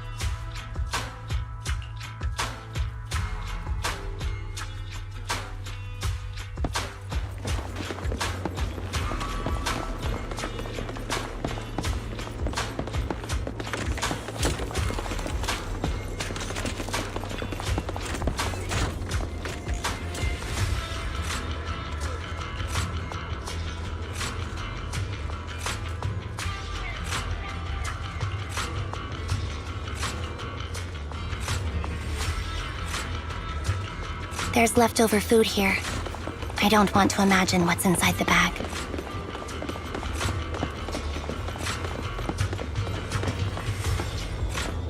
Neither do I.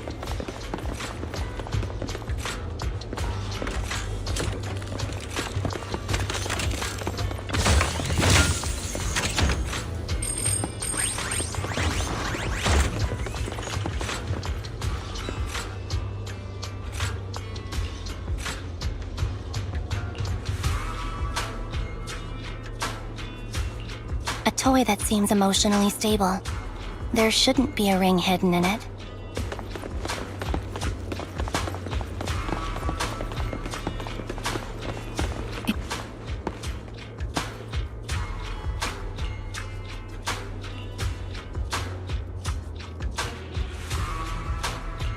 It's a fancy lunchbox? I wonder if its owner is safe and sound.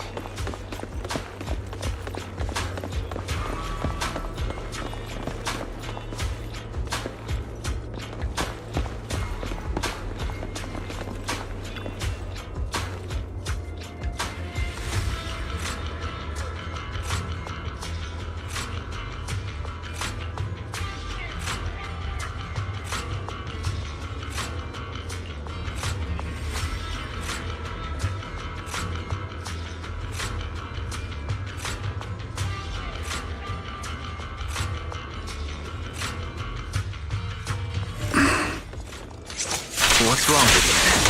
You seem worried for a while now.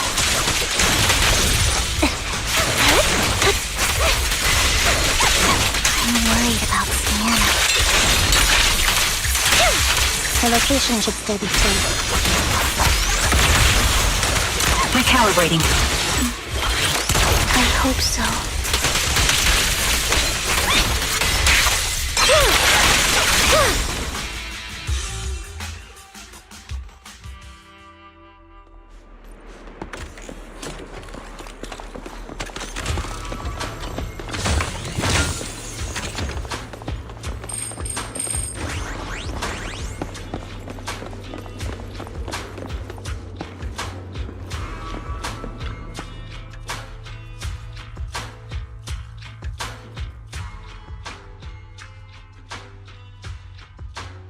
Her vital signs are gone. What happened? I guess this was her final scam. There's one thing I must remind you. Your time is running out. I'm not sure how you can tell, but you're right. I'm going to die in here. That's my plan. I'm very sick and don't have much longer. If I try to get treatment, it'll just be a burden on my daughter. So I scam my way through a bunch of physical exams and managed to take out a hollow corruption policy through Ravenlock Insurance. Once some time has passed, could you please take my corrupted body out of the hollow? That will secure a generous compensation package for my daughter. It's only what the Ravenlocks owe me. A pity, yes. But it's the only way I can squeeze it out of them. What makes you think that will help you? I just trust you will. I'm just awfully sorry you had to get involved in this. But it's something I must do. I have to leave something behind for my girl. I have to give her a chance at life. If it's okay, could you also please pass a message to Mira for me? Tell her, don't worry. Even if Mommy's body is corrupted, withers away, and turns to dust, my love for you will always be there. Thank you. You're a good kid.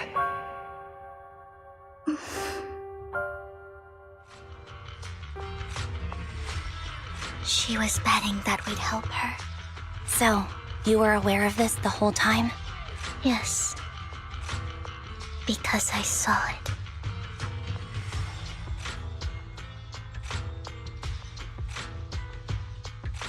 You might not believe me, but I've had this ability to see the future since I was a little girl. But the things I see are always something bad. Plagues, deaths, disasters. That's all I've ever been able to see. It's all that kid's fault! She's seriously jinxed. I always try to avoid her. Otherwise, she'll say something rotten that ends up coming true again. Prophecies, she says. Like she's not the one bringing the bad luck upon us. It wasn't me. I didn't do anything. Sorry. I'm sorry. What good is saying you're sorry? Things like this keep happening every time you open your mouth! How unlucky. She shouldn't be here. Nobody wants her around. If only she would just disappear. I just wanted to warn you all. I'm sorry.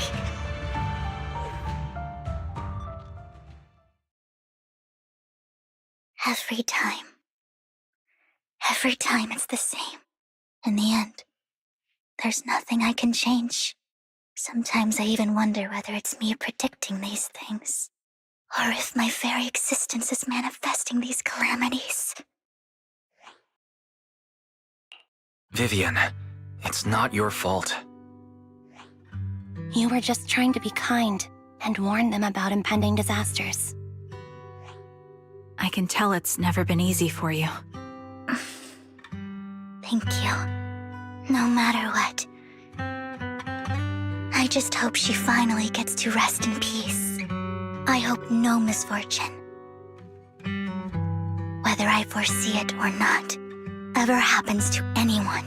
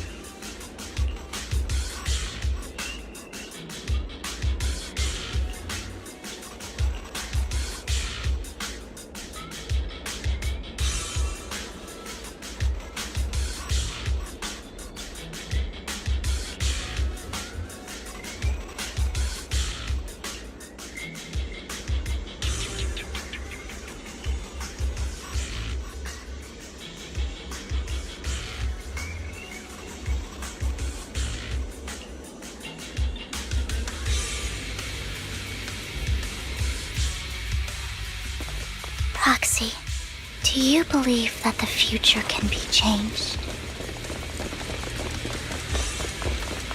That's quite the sudden question. I think that it can. Is that so? Yeah. In my memories, this has happened countless times already. I only see these misfortunes. Why can't I even have a sniff of happiness?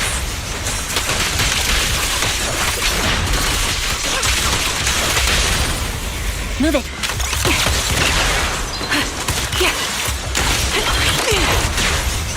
Adjusting for wind.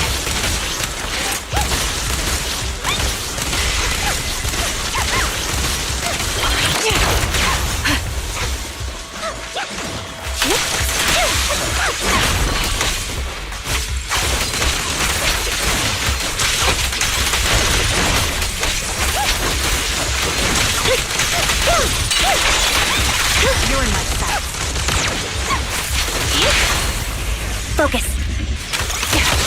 Proxy, the fissure that we're looking for is up ahead.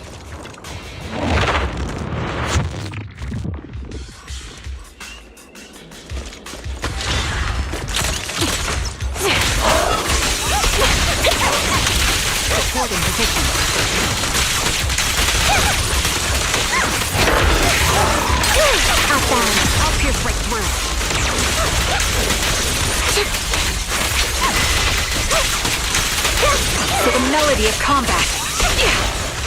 Recalibrating. This bullet will reach its mark. Flip a switch. Dissolve. Show no mercy.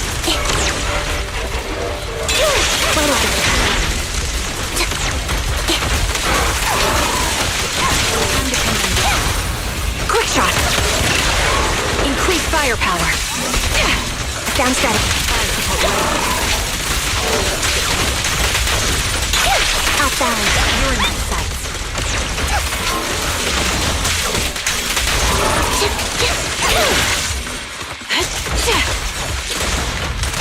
Adjusting for wind.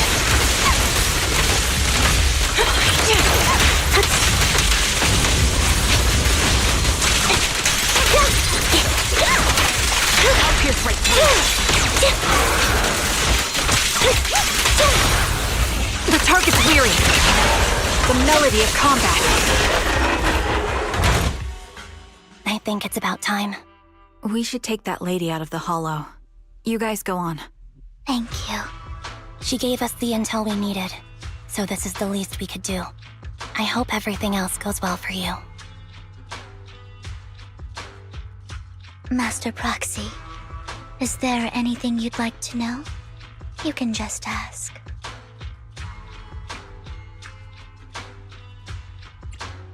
I'm curious about your story, Vivian, but we can talk more once you feel ready.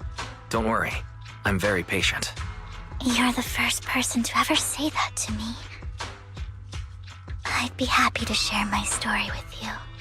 These premonitions I see are not within my control, and they always come to me in a flash, like a flood of images in my mind. Most of the time, I see death, disease, accidents, and disasters. Of course, there are also some non-fatal mutilations. But every time, without exception, they end up happening.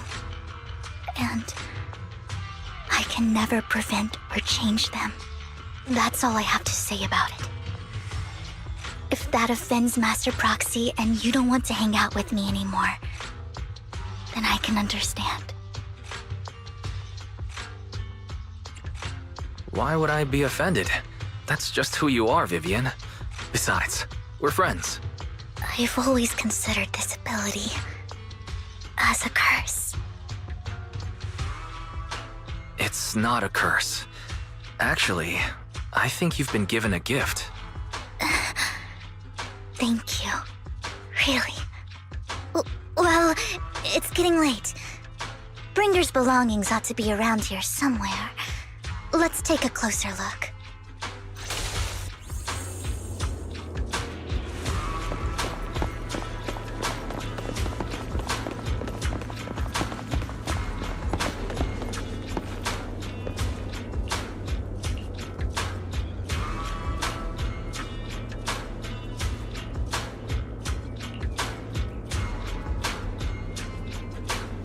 Looks like it isn't in here.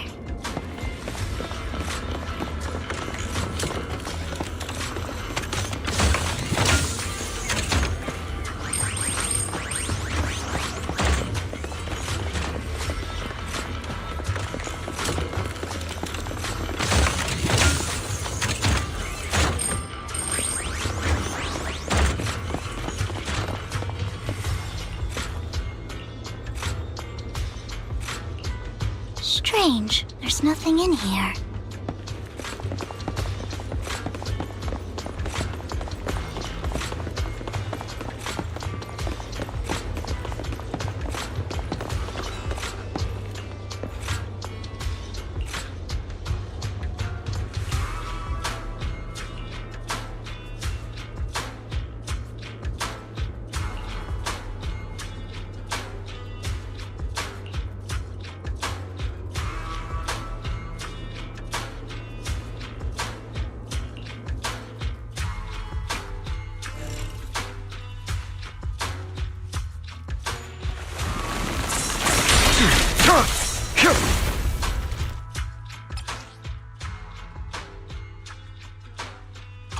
This is it. This notebook is what Bringer left behind. But I don't know what these markings on it mean.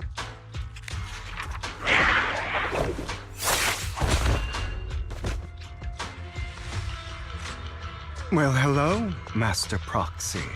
It's been a while. Oh, don't give me that scandalized look. I did just save your lives. I would have protected the proxy even if you hadn't appeared. I'm sure of it, but I happen to be in the area. Worry not, dear companion. I have complete confidence in your strength. Hang on. Did you say companion? So you two know each other? Apologies. I didn't have a chance to mention it before. I'm actually part of the Phantom Thief Syndicate, Mockingbird. That's right. I was only able to slip in during the auction thanks to some help from Vivian backstage.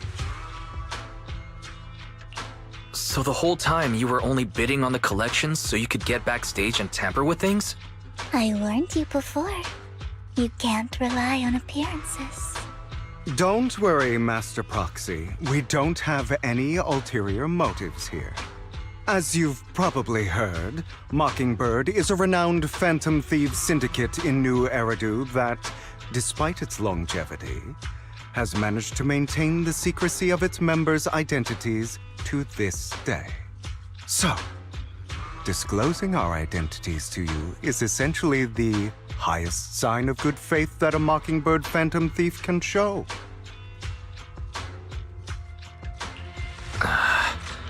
I guess that makes sense. Your trust is most appreciated. Mockingbird's purpose is very simple, really. To form long-standing and cooperative relationships with outstanding proxies, like yourself. We need your abilities.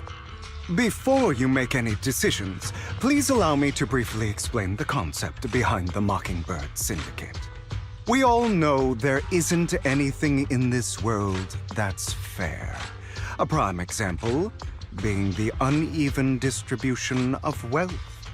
People from tops splurge on luxurious collectibles, while the poor have to gamble with their own lives just to get by.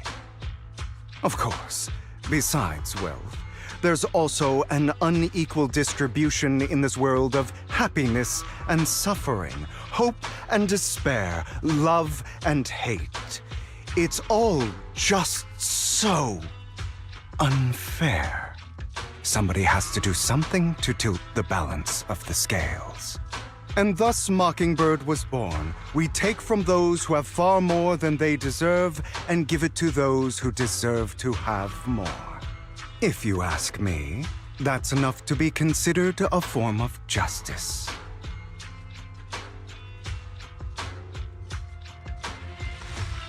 All right, that makes sense. I can agree with that. Thank you. I knew if anyone, you'd understand.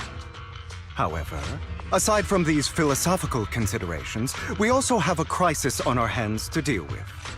As you know, the Exaltists are plotting to use the power of sacrifice to launch an attack on all of New Eridu. We can provide you with all the latest intel, just like that notebook you found. Something those pompous housekeepers would never be willing to do. And the most crucial part of this whole game, the sacrifice core, is currently in my possession. I think that makes this a highly competitive deal. We share the same goal for the moment, stopping the impending disaster from playing out.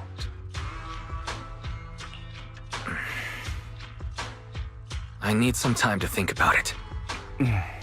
How about this? If you still have misgivings about our upcoming cooperation, then why don't you bring Lycon along with you? He's got the support of the mayor's office behind him, and his presence alone is enough to keep me in check. That would put you more at ease, right? Of course, you're welcome to bring some other friends along, provided they aren't from public security or HSO.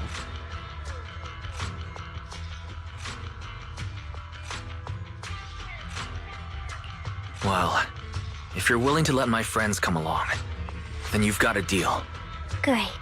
It's a deal. By the way, Proxy, this is for you.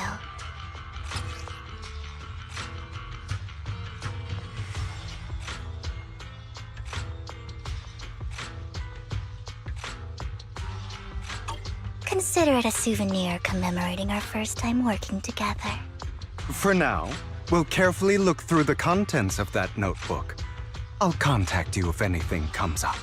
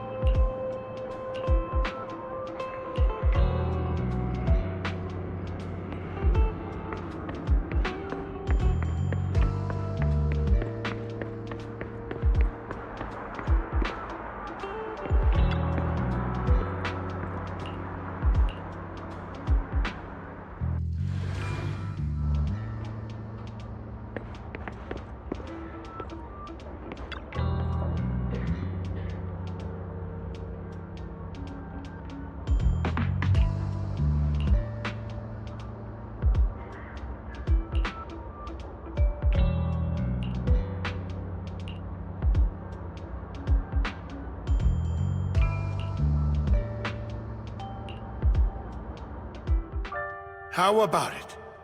Will you work with me? Not bad. Let me be honest with you. I have the sacrifice core that you're after. I am Mockingbird. So it's you. I never thought you'd be so bold as to come see me alone. Relax, my friend. As you know, if I can sneak into such a heavily guarded auction, then naturally, I can just as easily slip away right now. I'm here with the sincere intention to seek cooperation. I can give you that sacrifice core. And what do you want in return? Wealth, glory, power. The things everyone else in the world wants, I want them too. And I'm confident that as the current heir to the Ravenlock family, those are all things you can give me. Then you've certainly come to the right place. My family is working on a big project. If things come to fruition, Ravenlock's status in Tops will significantly improve. At which point, I'll be sure to leave a spot for you. Naturally, as an outsider, you're precluded from handling any of our core business. But profits from the scraps alone will be enough to set you up for life. Mr. Hartman, I think you've misunderstood me. I have no intention of joining the Ravenlock family. In fact, I have an art gallery under my name that does pretty well for itself. I was hoping you could recommend me for Tops. You want to join Tops? That's easier said than done. Even for a family like ours, it would still require significant effort and... Just answer me yes or no. I don't think either of us can afford to waste time. I understand. Yes, you have my word. But in exchange, you'll have to give me the sacrifice core first. I'm sorry, but I'm afraid I can't. I've already hidden it somewhere safe, a place nobody else but me knows. You don't want to put all your chips on the table when dealing with Tops. I know that far too well. Then that means I also need to keep an eye out when working with the infamous Mockingbird, right? Mr. Hartman, I should remind you that I stand before you undisguised. Coming from a phantom thief who's never publicly revealed his identity, shouldn't that be sufficient assurance? If I betray you, then you merely need to lift a finger to wipe me from the face of this world. You do make a valid point there. In that case, you have a deal. I appreciate your trust. Why don't we celebrate our new partnership with a toast?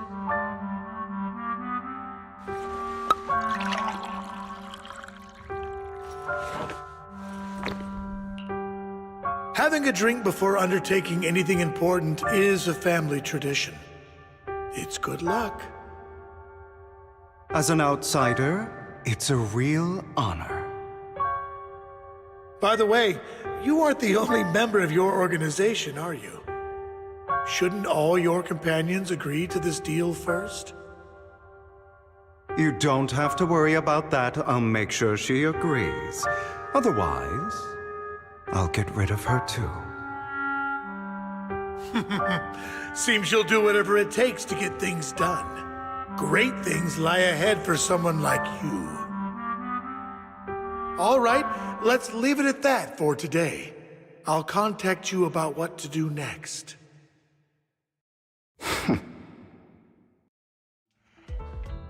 That's him! He's the one who killed Serena! She was the only one who was ever any good to him, right? That's how he repays her? That's why they say once a mongrel, always a mongrel. Just look into his eyes. Father! We have to punish him! Serena had been ranking ahead of him. Hugo must have poisoned her water so he could pass her. Pure evil. Typical for an impure bloodline. He should have been kicked out ages ago. Hugo, did you do all this? Yes, it was me. I killed her. He admitted it! Father, he must be expelled. He has no right to live under the same roof as us. Why don't we reunite him with Serena then? Nobody would ever know. Hugo, well done. My children, how many times have I told you before? In this world, only the most ruthless, cruel, and unscrupulous of people ever make it to the top. Like Hugo here, who is willing to murder his only true loved one without a second thought. Only someone with the means and the gumption to do that is qualified to be my heir. But I... It's all over now, and the results are obvious. The winner of this month's assessment is Hugo. As for the rest of you, go to the usual place for the punishment you deserve. But Father! Before this, I was number one. As I've told you before, there's only room for one winner in this family. You're still a loser, even if it's by the smallest margin. And there's no reason for a loser to exist. This is all for your own good. Do you understand? Go on now. Receive your punishment for the sake of the family. Yes, I understand. I'm sorry.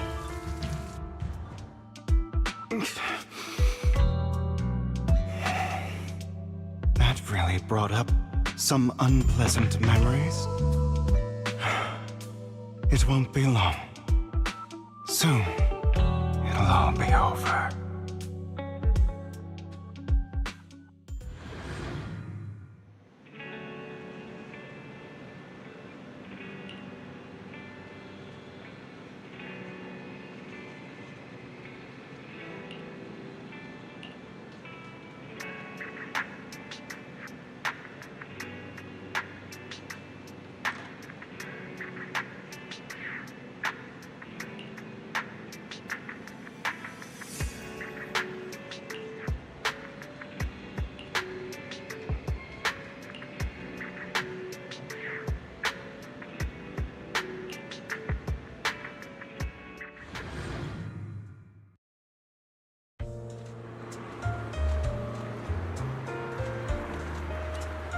Thank you for escorting me here, Proxy. Today was quite eventful. If you're a child that only brings misfortune. People have been saying that about me for a long time.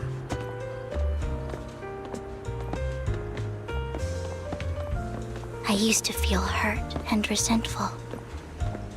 But now that I think about it, it's perfectly normal for people to react that way.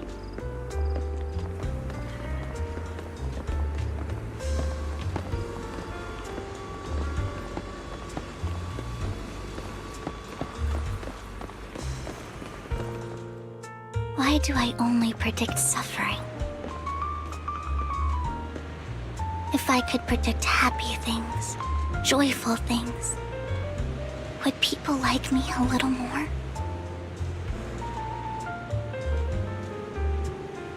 Maybe fate truly is set in stone. Often, I want to help these people avoid their miserable fates.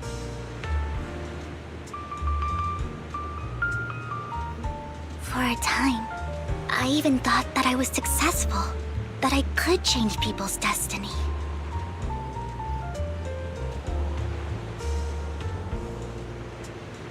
But it was all an illusion. In the end, I couldn't do anything at all.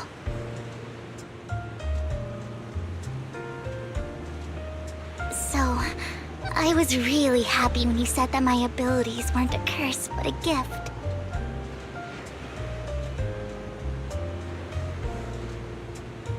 Thank you, Proxy. I'm so glad to have met you. And you're also a fan of Lord Phaethon. It's like we were fated to meet.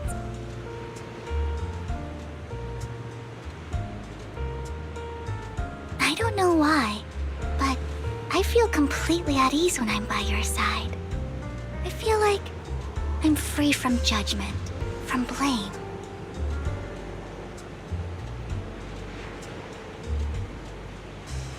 Like, I don't need to worry about anything, and can just be my own true self.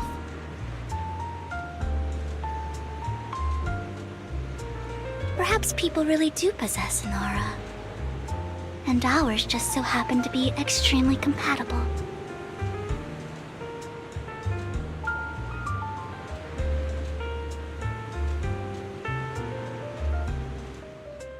By the way, you asked me before about Hugo. I don't really know much about him. He rarely ever talks about his past. But judging from his eye colors, you can guess he's probably the bastard son of a renowned family. I think his mother was very worried about his different colored eyes, and even wanted to get rid of him at one point. But then his family offered a huge price and bought him off his mother for some reason. And just like that, he moved from a leaky and drafty boarding room to a luxurious mansion. But he's also mentioned that the extravagant home is actually like hell for him. I think it's probably because the family treats him terribly. I digress. He ran away and ended up meeting Lycon and his master. After that, they formed Mockingbird together and experienced a rare period of happiness. Until Lycon's betrayal. So, what's your take on Hugo? I imagine I would still be wandering around now if I had never met him. To me, Hugo is just like an older brother. I've always felt as though he's carrying some heavy burden with him. But that's a secret he's kept to himself. Something he'll never tell me. Sometimes when I look into his eyes, I can feel that he's really struggling with something. Even though he may say some extreme things, Hugo really isn't a bad person. I think one day he'll tell me his secret. Until then, I just have to wait. Wait and trust him.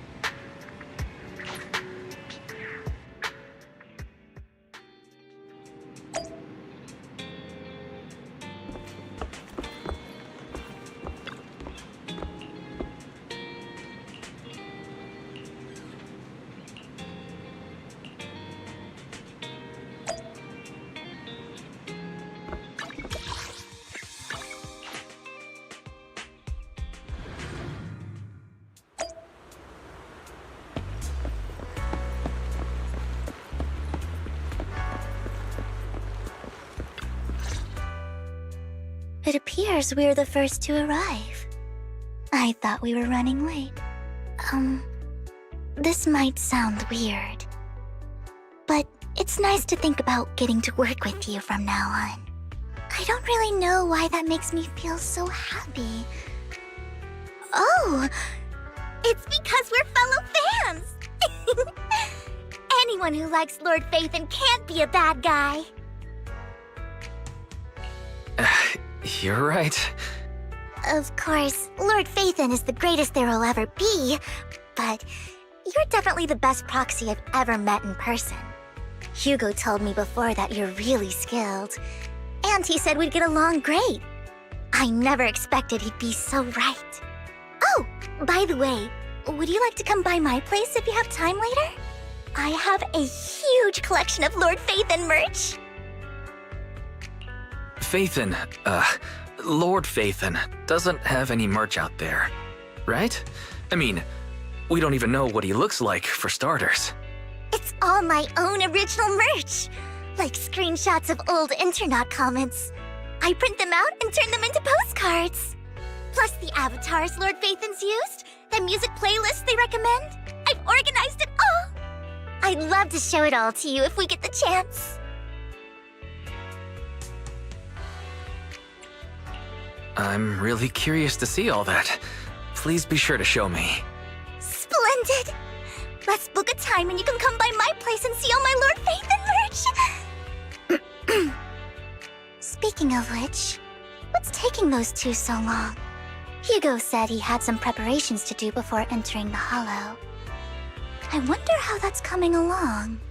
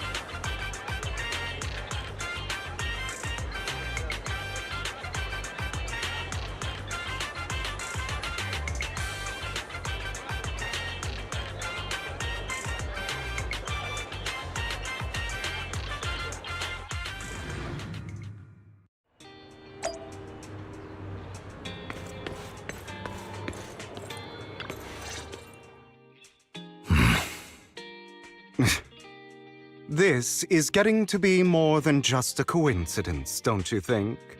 Or perhaps you are actually stalking me. If I was stalking you, you wouldn't ever know. Overconfident as always. You haven't changed at all. We just make it a habit to check the state of our weapons prior to combat. Thanks for that little reminder. I almost forgot. I didn't expect you to let me join. What else could I do? Master Proxy would have insisted on having you join us. I never expected for us to have a chance to enjoy some pleasant conversation like this. Without our weapons drawn, that is. It really has been too long. I still remember when we first established Mockingbird. Indeed. That was a long time ago. Thankfully, Jack went in peace. He must have known about his condition for some time. He even left us with instructions. Passing peacefully in your sleep is the most natural way to go. I'm happy for him. By the way, Lycon, have you given it any thought yet? You mean about our guild for Phantom Thieves? Yeah. It's time for us to build an organization of our own. Jack always supported the idea, didn't he? I don't have any objections. But what should we call it then? How about Mockingbird? It's a bird known for mimicking the calls of others to blend in. The same way we don high society roles for ourselves when we're out on a mission. Oh, oops. I nearly forgot. You're a terrible actor, and you're always flubbing your lines. I guess we can rule out that name, then. No, call it Mockingbird. We're always just putting on an act, aren't we? I won't slip up on our next mission. Besides, we still ran missions together even when we didn't have a name. Having one now won't really make a difference. No. It does make a difference, Lycon. And I don't just want a name. I want Mockingbird to become a symbol, like the sword of Damocles hanging over everyone's heads, striking fear into the hearts of the rich and cruel whenever they hear the name. Just like Jack used to say, this world isn't fair.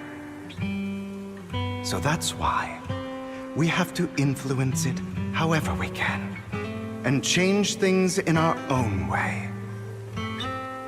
But on the basis of not causing harm to other people's lives. That's also what Jack used to say. You remember, don't you? Of course I remember. All right. I promise. That sounded pretty forced. Don't forget, things don't end well for people who break their oaths. I'm good for my word. You must trust your fellow companions. That's also something Jack would say. Well then, today's the day that Mockingbird will officially start flying. Our first order of business, deciding on our symbol.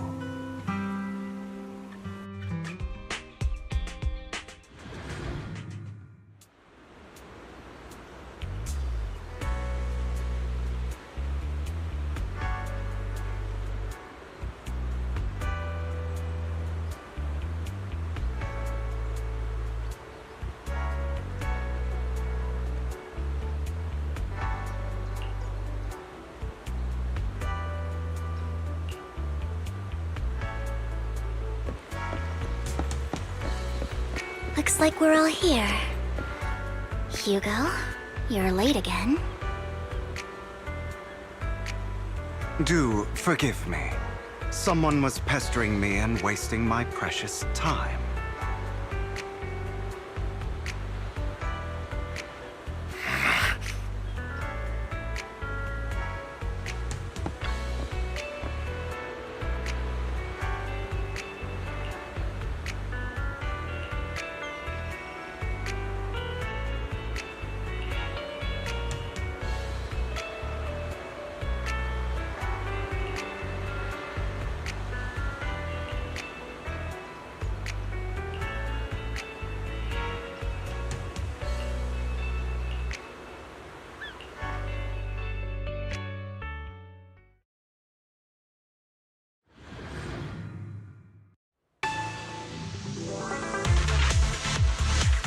Didn't expect the coordinates in Bringer's notes to lead here.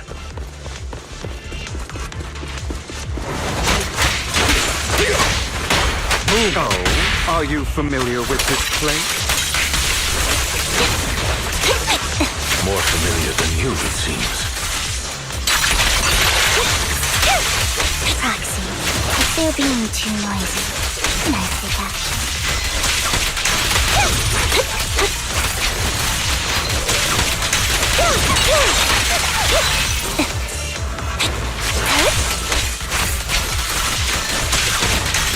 Say no more.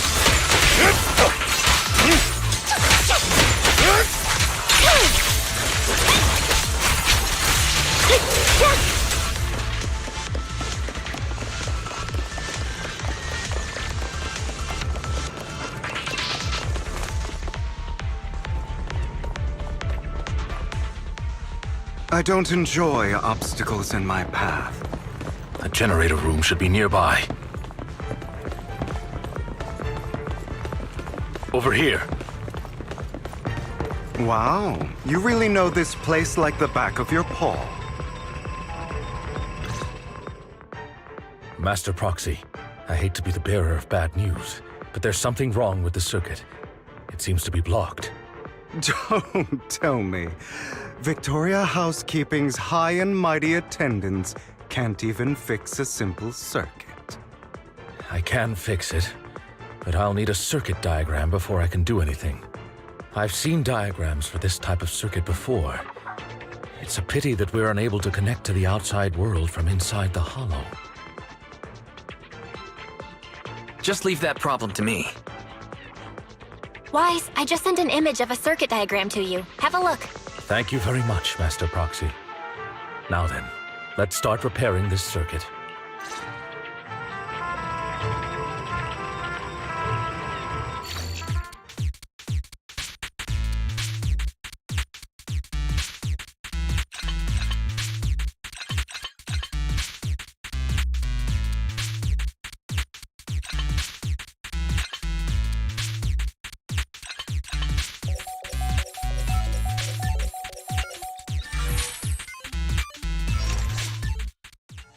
The circuit is fixed. We should now be able to open that door. Wait up. Wait a second. Something just doesn't add up. It's all coming together now. Communicating with the outside world from within a hollow. And getting that circuit diagram. In theory, there's only one person who could ever do that. Could it be your Lord Phaethon? Impossible. There's no way. But then again, only Phaethon could have done that. I mean, you're an incredible proxy, sure. And you're a good person. But could you really be Lord Phaethon? That's me. I'm Phaethon. Sorry, I just never had the opportunity to tell you. Unbelievable. Lord Phaethon! I've been your biggest fan for years now! Goodness me, Lord Phaethon was right in front of me all along, and I had no idea. This is like a dream. Could you... I mean, if you're willing, could you please give me an autograph and a group photo and... Anything you want, but let's get out of the hollow first, all right? Oh, okay. Sorry, guess I got a little too excited. Anyone would be enraptured meeting someone they admire that much. Yeah, if I ever met my favorite movie director, I'd be the same. We should keep moving. This isn't the best place for idle chit-chat. The door's finally open.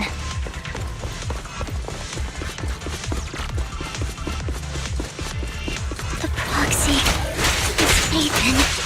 Phaethon is the proxy. This is a dream. I never went to wake up.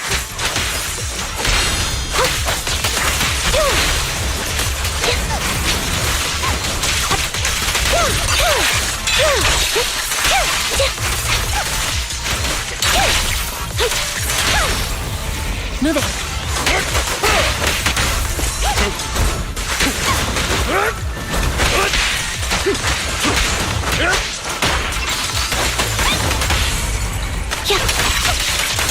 The fissure over there should lead to our destination.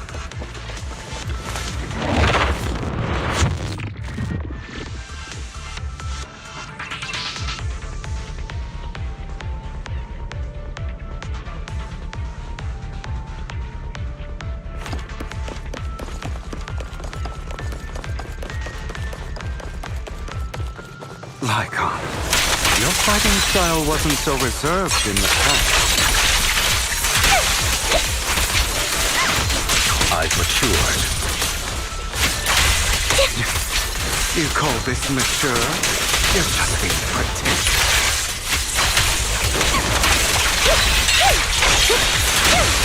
In position.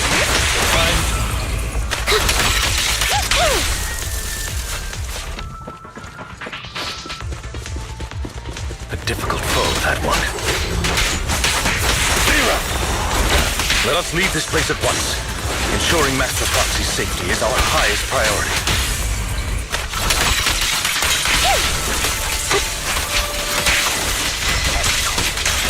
I won't let anything happen to you, Lord Phaethon.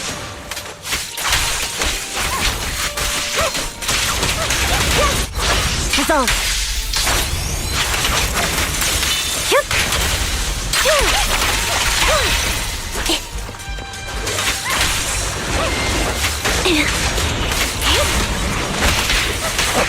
Time to hunt.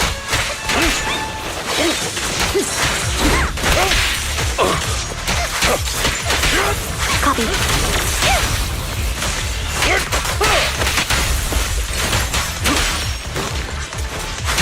I'll bite your throat out.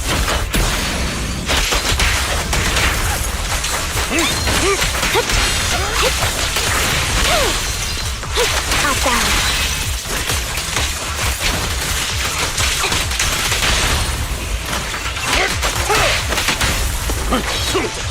Lord Phaethon, how are you feeling? Are you tired? Do you need a break? Some food? Water?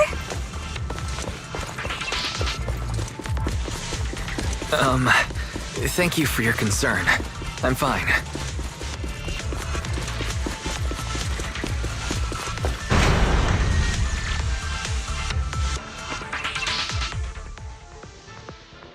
Master, a complex mechanism has been detected ahead. To pass through, you need to activate all 3 smaller mechanisms. Suggestion: split up and handle them simultaneously. So, we have to head to 3 different places to crack this thing. Huh? We're splitting into 3 groups? In that case, I'll protect you, Master Proxy! I can take care of one myself. That leaves the last one to me, then. You should go with Hugo. What's that supposed to mean? We get along just fine, don't we, Miss Cunninghair? I don't know what's going on with you two, but you've been bickering the whole time. It's annoying. This is a good chance for you guys to build some rapport. Anby's got a point. Hugo, just go with Lycon. You just want to be alone with your Lord Phaethon, don't you, Vivian? Huh? That's not it! Alright, sounds like a plan. It's all decided then. If Master Proxy says so, then sure. But, Lycon, you better not slow me down. I really want to recommend you two some movies for a crash course on teamwork.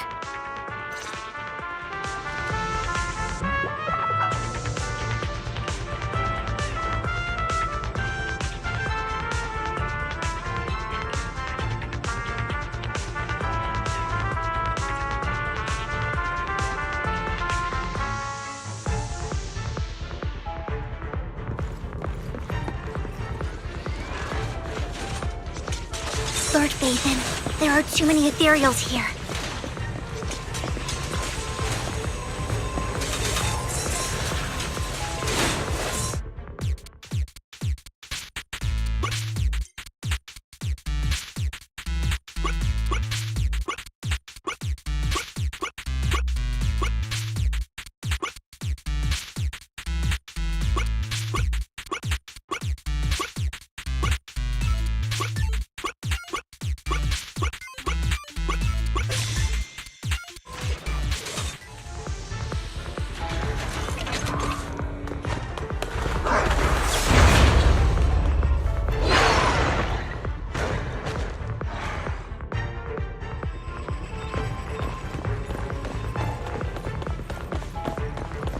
Lord Phaethon. Seems like we both need to press down on these mechanisms at the same time.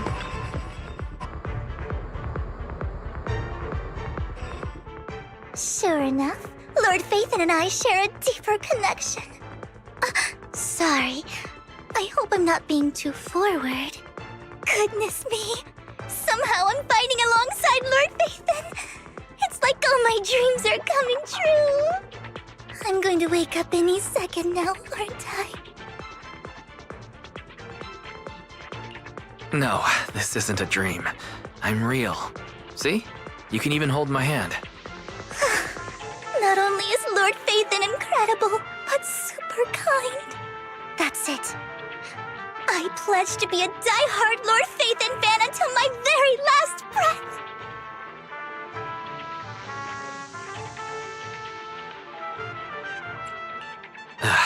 I'm happy to hear that. Don't get me wrong, but why do you like Phaethon so much, Vivian? Lord Phaethon is my light. The one who saved me in my darkest and most desperate times. Like a deity who rescued me. You probably don't remember, but you really did save me that day. Wow, it's so embarrassing to say all this in front of you. Sorry, I hope I'm not bothering you too much.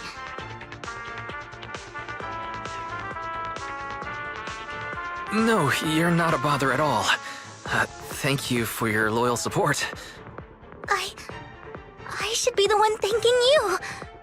Just being able to see Lord Phaethon makes me the luckiest person in the whole world. Sorry to keep babbling like this. I wonder how the others are doing. I'm sure Anby will be able to manage. She's great at this kind of stuff. But as for Hugo and Lycon, let's just hope they don't get into a fight with each other. There are too many ethereals here. Though, it's not a huge problem.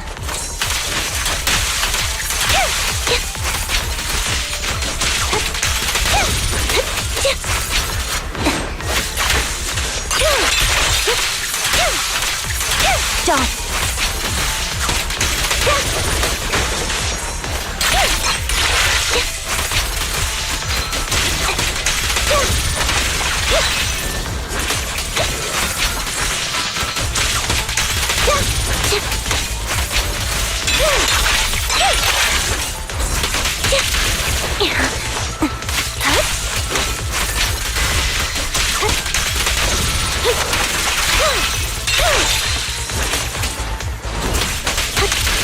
Mind the blind spot.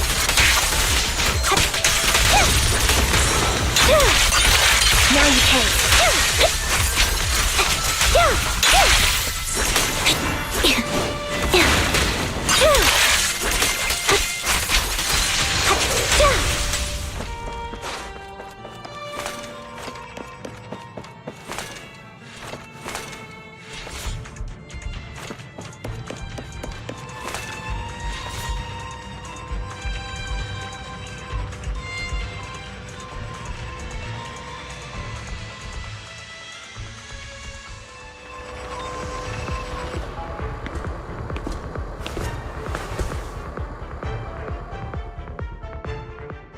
So, we have to cooperate to solve this problem.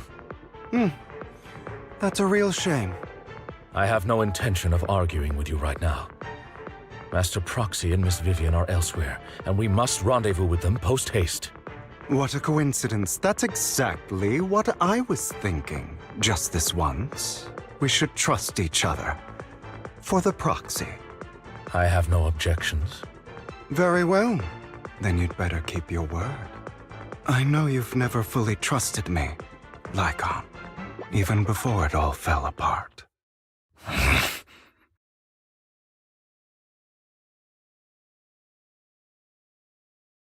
You wanted to speak to me alone?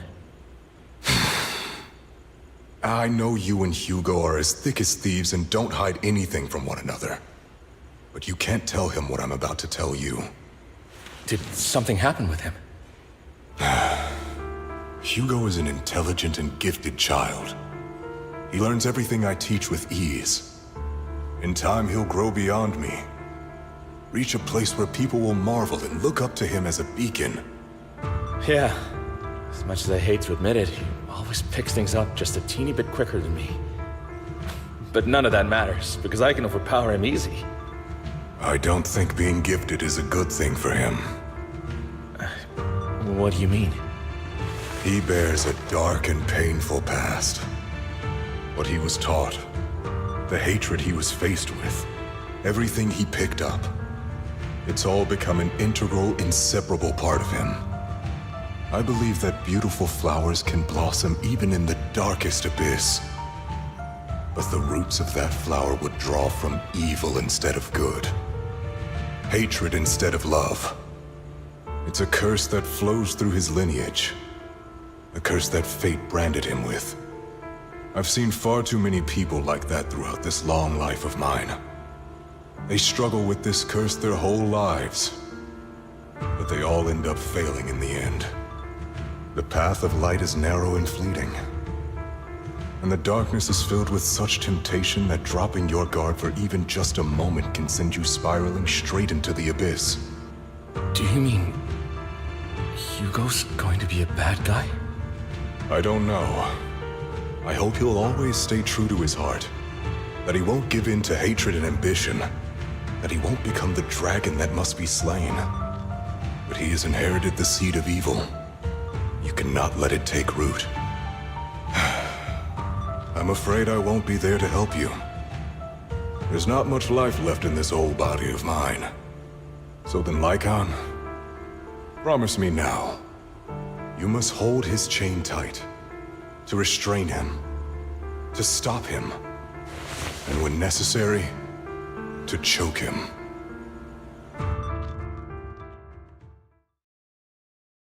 You've become slow. Or maybe you've been on guard against me this whole time, and that's what's slowing you down. Looks like I was right. Lycon, I hope you're aware that the one who betrayed Mockingbird and went to work for the Mayflowers was you. Not me. I would never betray my companion. I don't wish to repeat myself, but you should not break our oath. That's the path I've chosen, and I'm going to stick to it. But you know that path will lead you the wrong way. Who are you to lecture me about right and wrong? I believe any path that makes you feel pain must be the wrong one. Your disgusting sympathies make me sick, Lycon.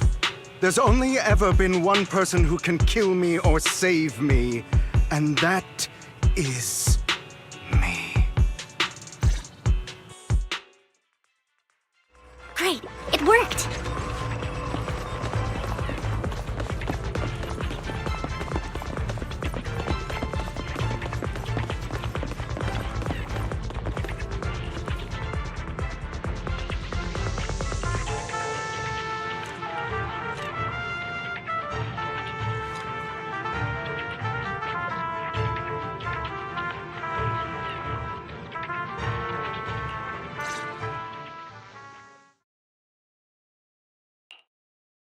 That was loud.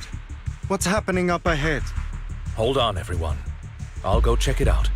It's probably multiple ethereals attacking. Just in case, I'll go with you. Vivian, you should go with them too. Keep an eye on Lycon, will you? I'm worried he might sell us out to the mayor when he gets the chance.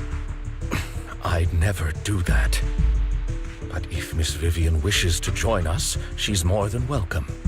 Okay. Then I'll go with you. Why do you look so nervous? I've spent so much time by your side already. I need to get away from Lord Phaethon for a little bit, or I might die from this overwhelming happiness. If that's the case, Miss Vivian, feel free to come along with me. Okay. All right. So, how does it feel to be worshipped, Lord Phaethon? You had that figured out a while ago, didn't you? Sharp as always. But of course, I couldn't spoil it for her. She has to figure it out on her own. That's what makes it special. Not only that, you asked Lycon and Vivian to leave for some reason. Is there something you'd like to say to me? I can't keep anything from you, can I? I've always treated Vivian like my own little sister. Maybe it's just a coincidence, but she looks a lot like Serena. I think I mentioned it before. Serena was my half-sister. She passed away a long time ago. Vivian really likes you, whether you're faith in or just wise. Of course, I also have a lot of respect for someone like you. Strong, fair, and genuinely kind. So I hope... I beg you, please keep her safe. Hang on. What's that supposed to mean? Think of it as the last bit of conscience I have left. A kid as pure as her. She should stay alongside someone who walks in the light. Like you. Not even Vivian can agree with all my beliefs. One day we'll go our separate ways. Your beliefs? What do you mean exactly? You probably heard from Lycon. We swore an oath when we started Mockingbird. We swore to use our own hands to right the wrongs in this world. But never, under any circumstances, would we take another human life. I stayed true to my words. Until my father, the man I hated, stood right before me. I could have ended his life easily, but I hesitated. I remembered that damned oath and their repeated attempts to convince me I didn't do it. Because of that, innocent people died. All because of him. If I'd killed him first, then none of those tragedies would have happened. People like him don't deserve to live. After that, I realized, sometimes, taking one life really can save countless others. I understand where you're coming from.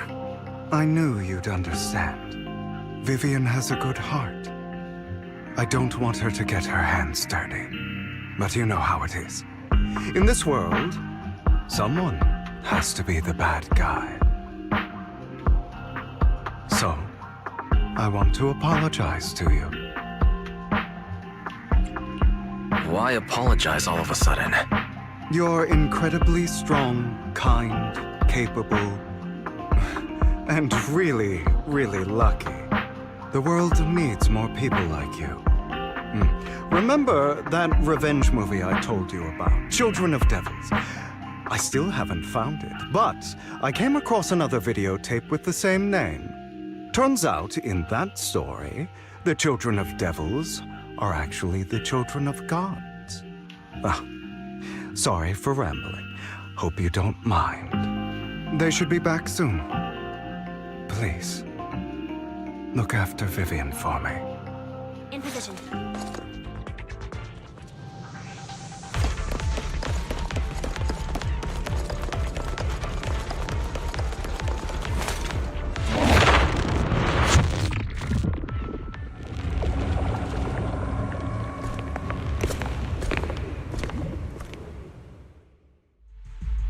What is this? It looks like a cocoon. Careful, everyone. If I'm not mistaken, that's a sacrifice in there. It appears to be in hibernation.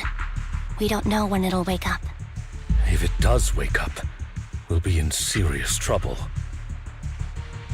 Wait, those spots Bringer marked in his notebook. Are you saying each one might have a sacrifice like this? That means There must be at least a dozen of them. And that's only counting the ones we know so far. These sacrifices may still be hibernating, but the fact that there are so many of them out there is terrifying. The Exaltists must have a way to revive them. And that's not all. These sacrifices can exist outside the Hollows. If they make their way into populated areas... I'm afraid it will lead to a catastrophic disaster likened to the fall of the old capital. That's almost certainly what they meant by vengeance against all New Eridu.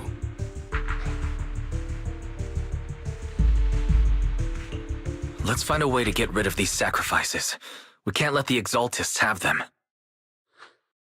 Thank you for helping me find this sacrifice. But sorry, kids. You won't be the ones to keep it. It's that annoying old man. Why is he here? I'd advise you to choose your words wisely, young lady. You're from the Ravenlock family. So it was you. That face. Oh, I know you. I heard about what happened to your friend. Truly unfortunate. If only she'd been smarter.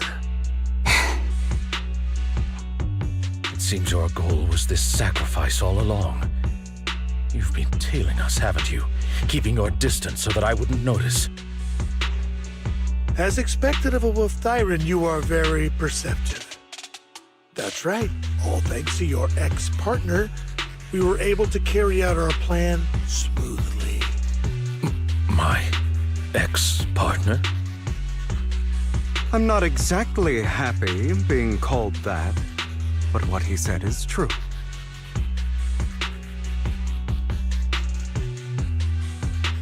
Wait, Hugo, what do you mean? I made a deal with Mr. Hartman in advance. So, would you kindly step aside and let us have this sacrifice? Of course, you can choose to refuse, but if you do, then I'll have to take coercive measures. What did you offer him? Everything we know about the sacrifices plus the core itself. But... why? It's simple. I want to climb higher. Mr. Hartman offered me a chance to join Tops. Who could say no to that?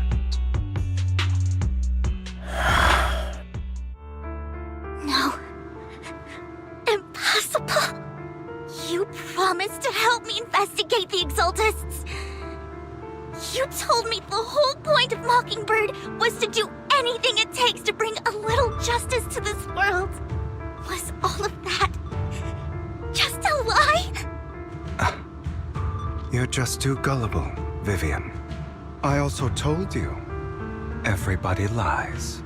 To hide their true intentions, people lie so smoothly, they don't even bat an eye.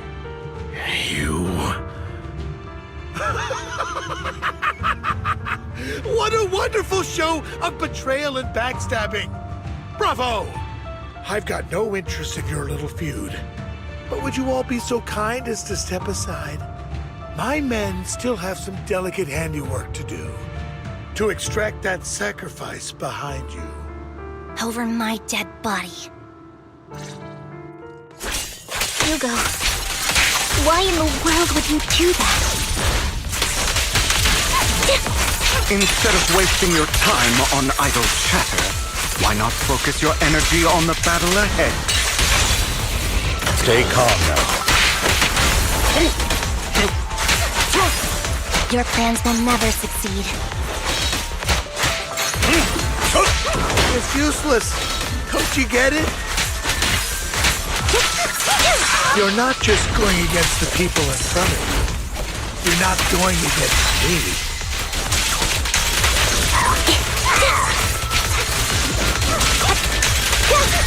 Rather, entire Ravenlock family, even the whole of Tops. Wait a minute. There's no chance of victory for you.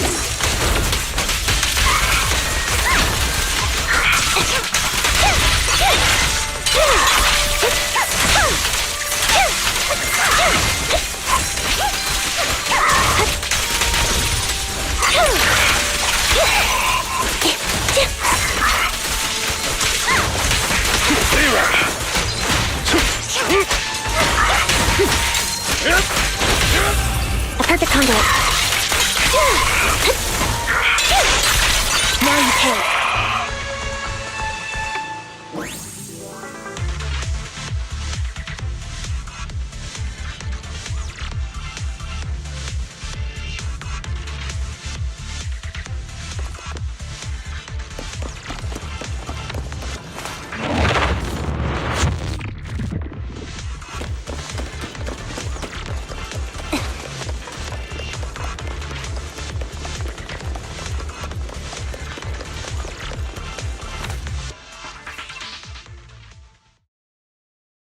Oh, you guys are such a pain. Hugo, stop standing around. Time for you to act. We had a deal. Give me the sacrifice core now. Did we? I imagine this is your favorite kind of entertainment. Watching allies betray each other, suspicion festering until it all turns to bitter hatred. Seeing people tear each other apart like wild beasts, just like your decaying family. Does it comfort that dead conscience of yours? You. What's that supposed to mean? I am loving the look on your face right now. Right when you think you've succeeded, I'm here to tell you it was all fake. None of it was real. Let this pain sink in. It's karma for what you did to me back then. You're insane. I have no idea what you're talking about. You still don't recognize me, do you? Let me give you a little hint. My full name is Hugo Vlad Ravenlock. That's impossible. You're part of our family? I may be an illegitimate child, but I have the same blood flowing in my veins as you. I know you. You're that bastard of his. Damn it.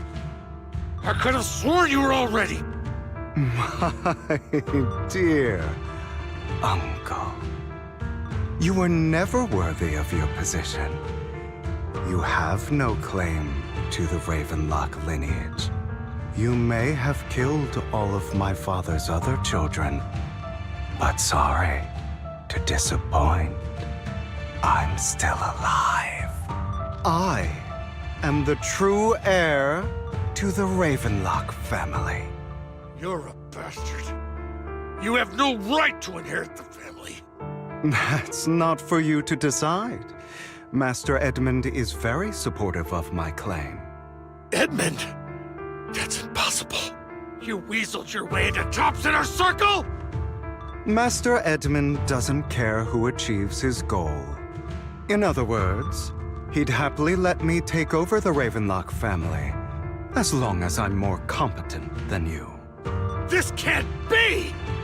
You don't know the family's real secret! I know a lot more than you think, including everything that you've done. Just give up. You never even stood a chance. Damn it. This was all fake, right? You were just putting on an act to fool this old man, right? I actually fell for it. Don't do that again. At least give us a heads up next time. Vivian, everything I did was to rightfully inherit the Ravenlock family. That part is true. Now, I'm going to kill this man who stole what was never his. I'll make sure he can never be a threat again. You can't kill him. We still need information from him on the sacrifices and the Exaltists. You must be misunderstanding something, Lycon. Just like you chose the mayor, I chose Tops. At least for now, Tops has the same interests as me. I'm not going to harm my own self-interests. Be it intel on the sacrifices or the core itself. I'm handing everything over to Master Edmund. Why? I just want to take back what's mine. If fate is not willing to give me justice, then I'll just have to seize it with my own hands. Stealing, robbing, lying, or betraying. I'll do whatever it takes. Even if it means selling your soul to the devil? You know about the power struggle between Tops and City Hall. Those elites at Tops would be only too happy to see the Exaltists plotting a grand attack on New Eridu using sacrifices. That would severely harm the Mayflower's reputation and approval rating in New Eridu. And that's exactly what Tops wants to see. If that happens, countless people will die! I'm sorry it has to be this way, but I have to do this. I'm going to get everything Master Edmund wants, inherit the Ravenlock name, climb to the top, and then I'll be able to change everything for good. For a permanent and absolute victory, we must endure the pain of cutting away rotten flesh, and persevere through the darkest hour before dawn. Someone has to do it. I don't agree. Sounds like some twisted logic to me. This is the path I've chosen. Without power, resources, or strength, we can't do anything. Mockingbird is the perfect example. All the talk about using our power to tip the scales of justice and hover over them like the sword of Damocles. It's just a delusion. In their eyes, we're nothing but annoying gnats. Mockingbird has never really changed anything, or saved anyone. Never in the past, not now, and never will in the future. None of it matters.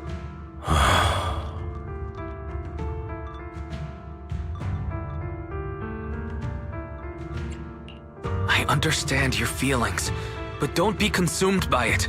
Sorry, Proxy. I know what you're trying to say. But this isn't some children's story of a dragon slayer becoming an evil dragon. Sometimes, to slay the dragon, you must first become one. With sharp claws, rending fangs, and strength enough to destroy anything. So I will bloody my hands. I will carry the weight of my sins. I will become the abyss.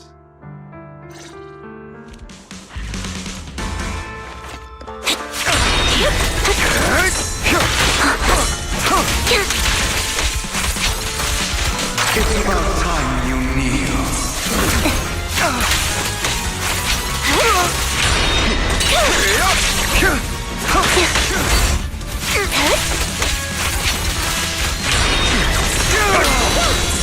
Is that all?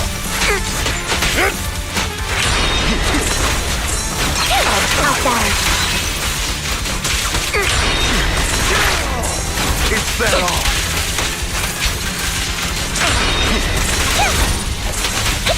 Out of my way. I have you now. That felt good.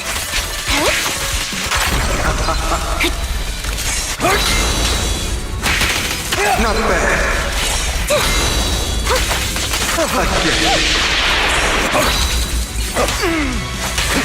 Take this.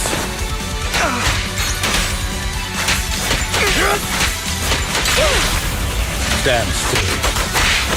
Everything you just said. Is that what you truly believe?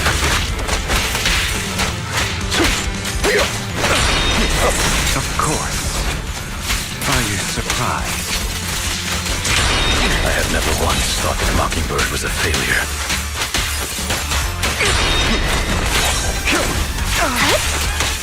Our actions, no matter how childish or flawed, must have made their mark on the world.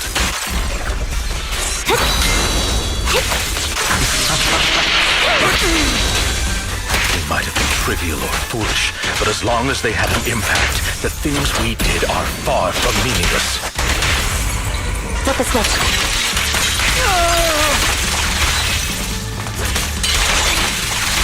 I don't want it to end like this. There must be another way. There isn't, Vivian. This is the final lesson I'll impart to you. I worry. Those who cannot give up anything are destined to end up with nothing.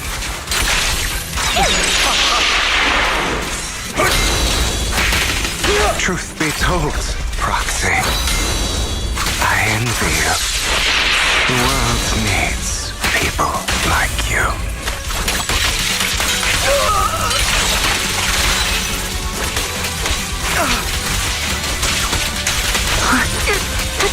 Beg for mercy.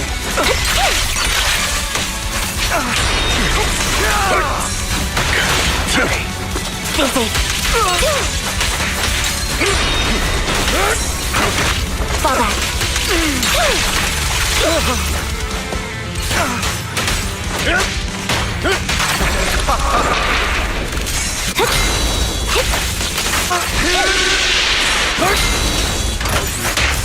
I'll eliminate any of them!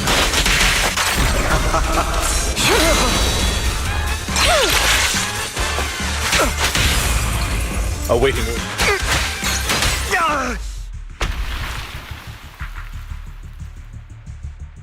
All right, you got me. But too bad. I have my own methods.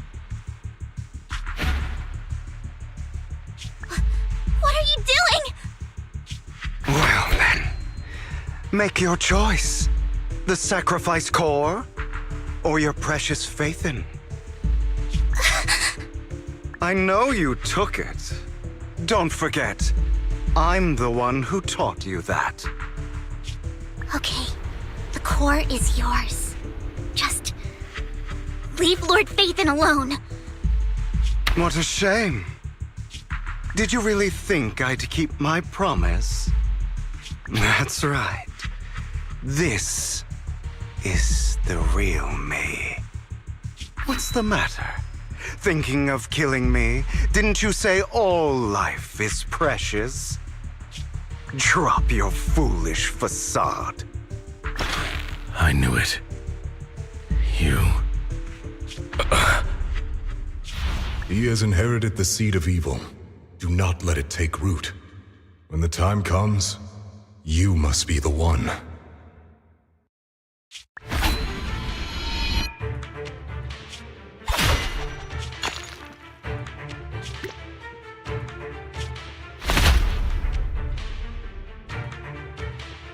Go on, kill me. If you've got the guts, do it, traitor.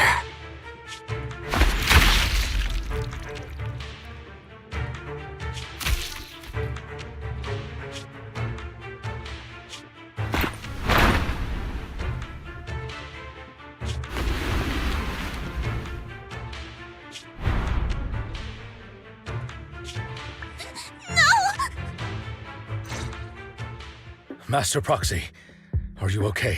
Are you hurt?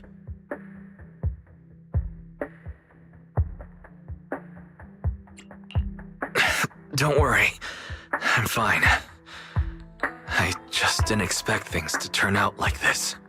Lord Faithin, I'm sorry. I had no idea Hugo would do that to you. I'm so sorry. It's all right. No matter what, this isn't your fault, Vivian. If only I'd noticed sooner. I should have realized earlier.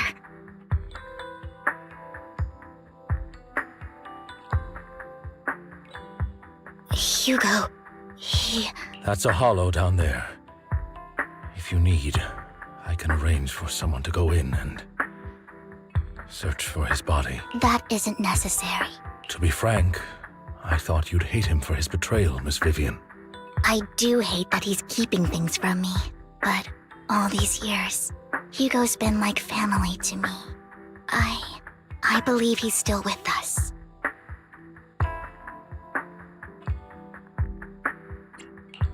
I feel the same. It's possible he's still alive. I'm terribly sorry, but I must tell you, it is impossible for Hugo to be alive. My hand went through his heart. Sorry to interrupt, everyone. But just so you know, Hartman's gone. Probably slipped away during all the chaos. I'm sorry, I was so focused on Master Proxy's safety. I wasn't paying attention to him. Same, but it doesn't matter. We all know what he did. And he will pay for what he did today. Yes. I'll be reporting all of this to the mayor. He's not getting away with this. Well then, now that it's all over, let's head back.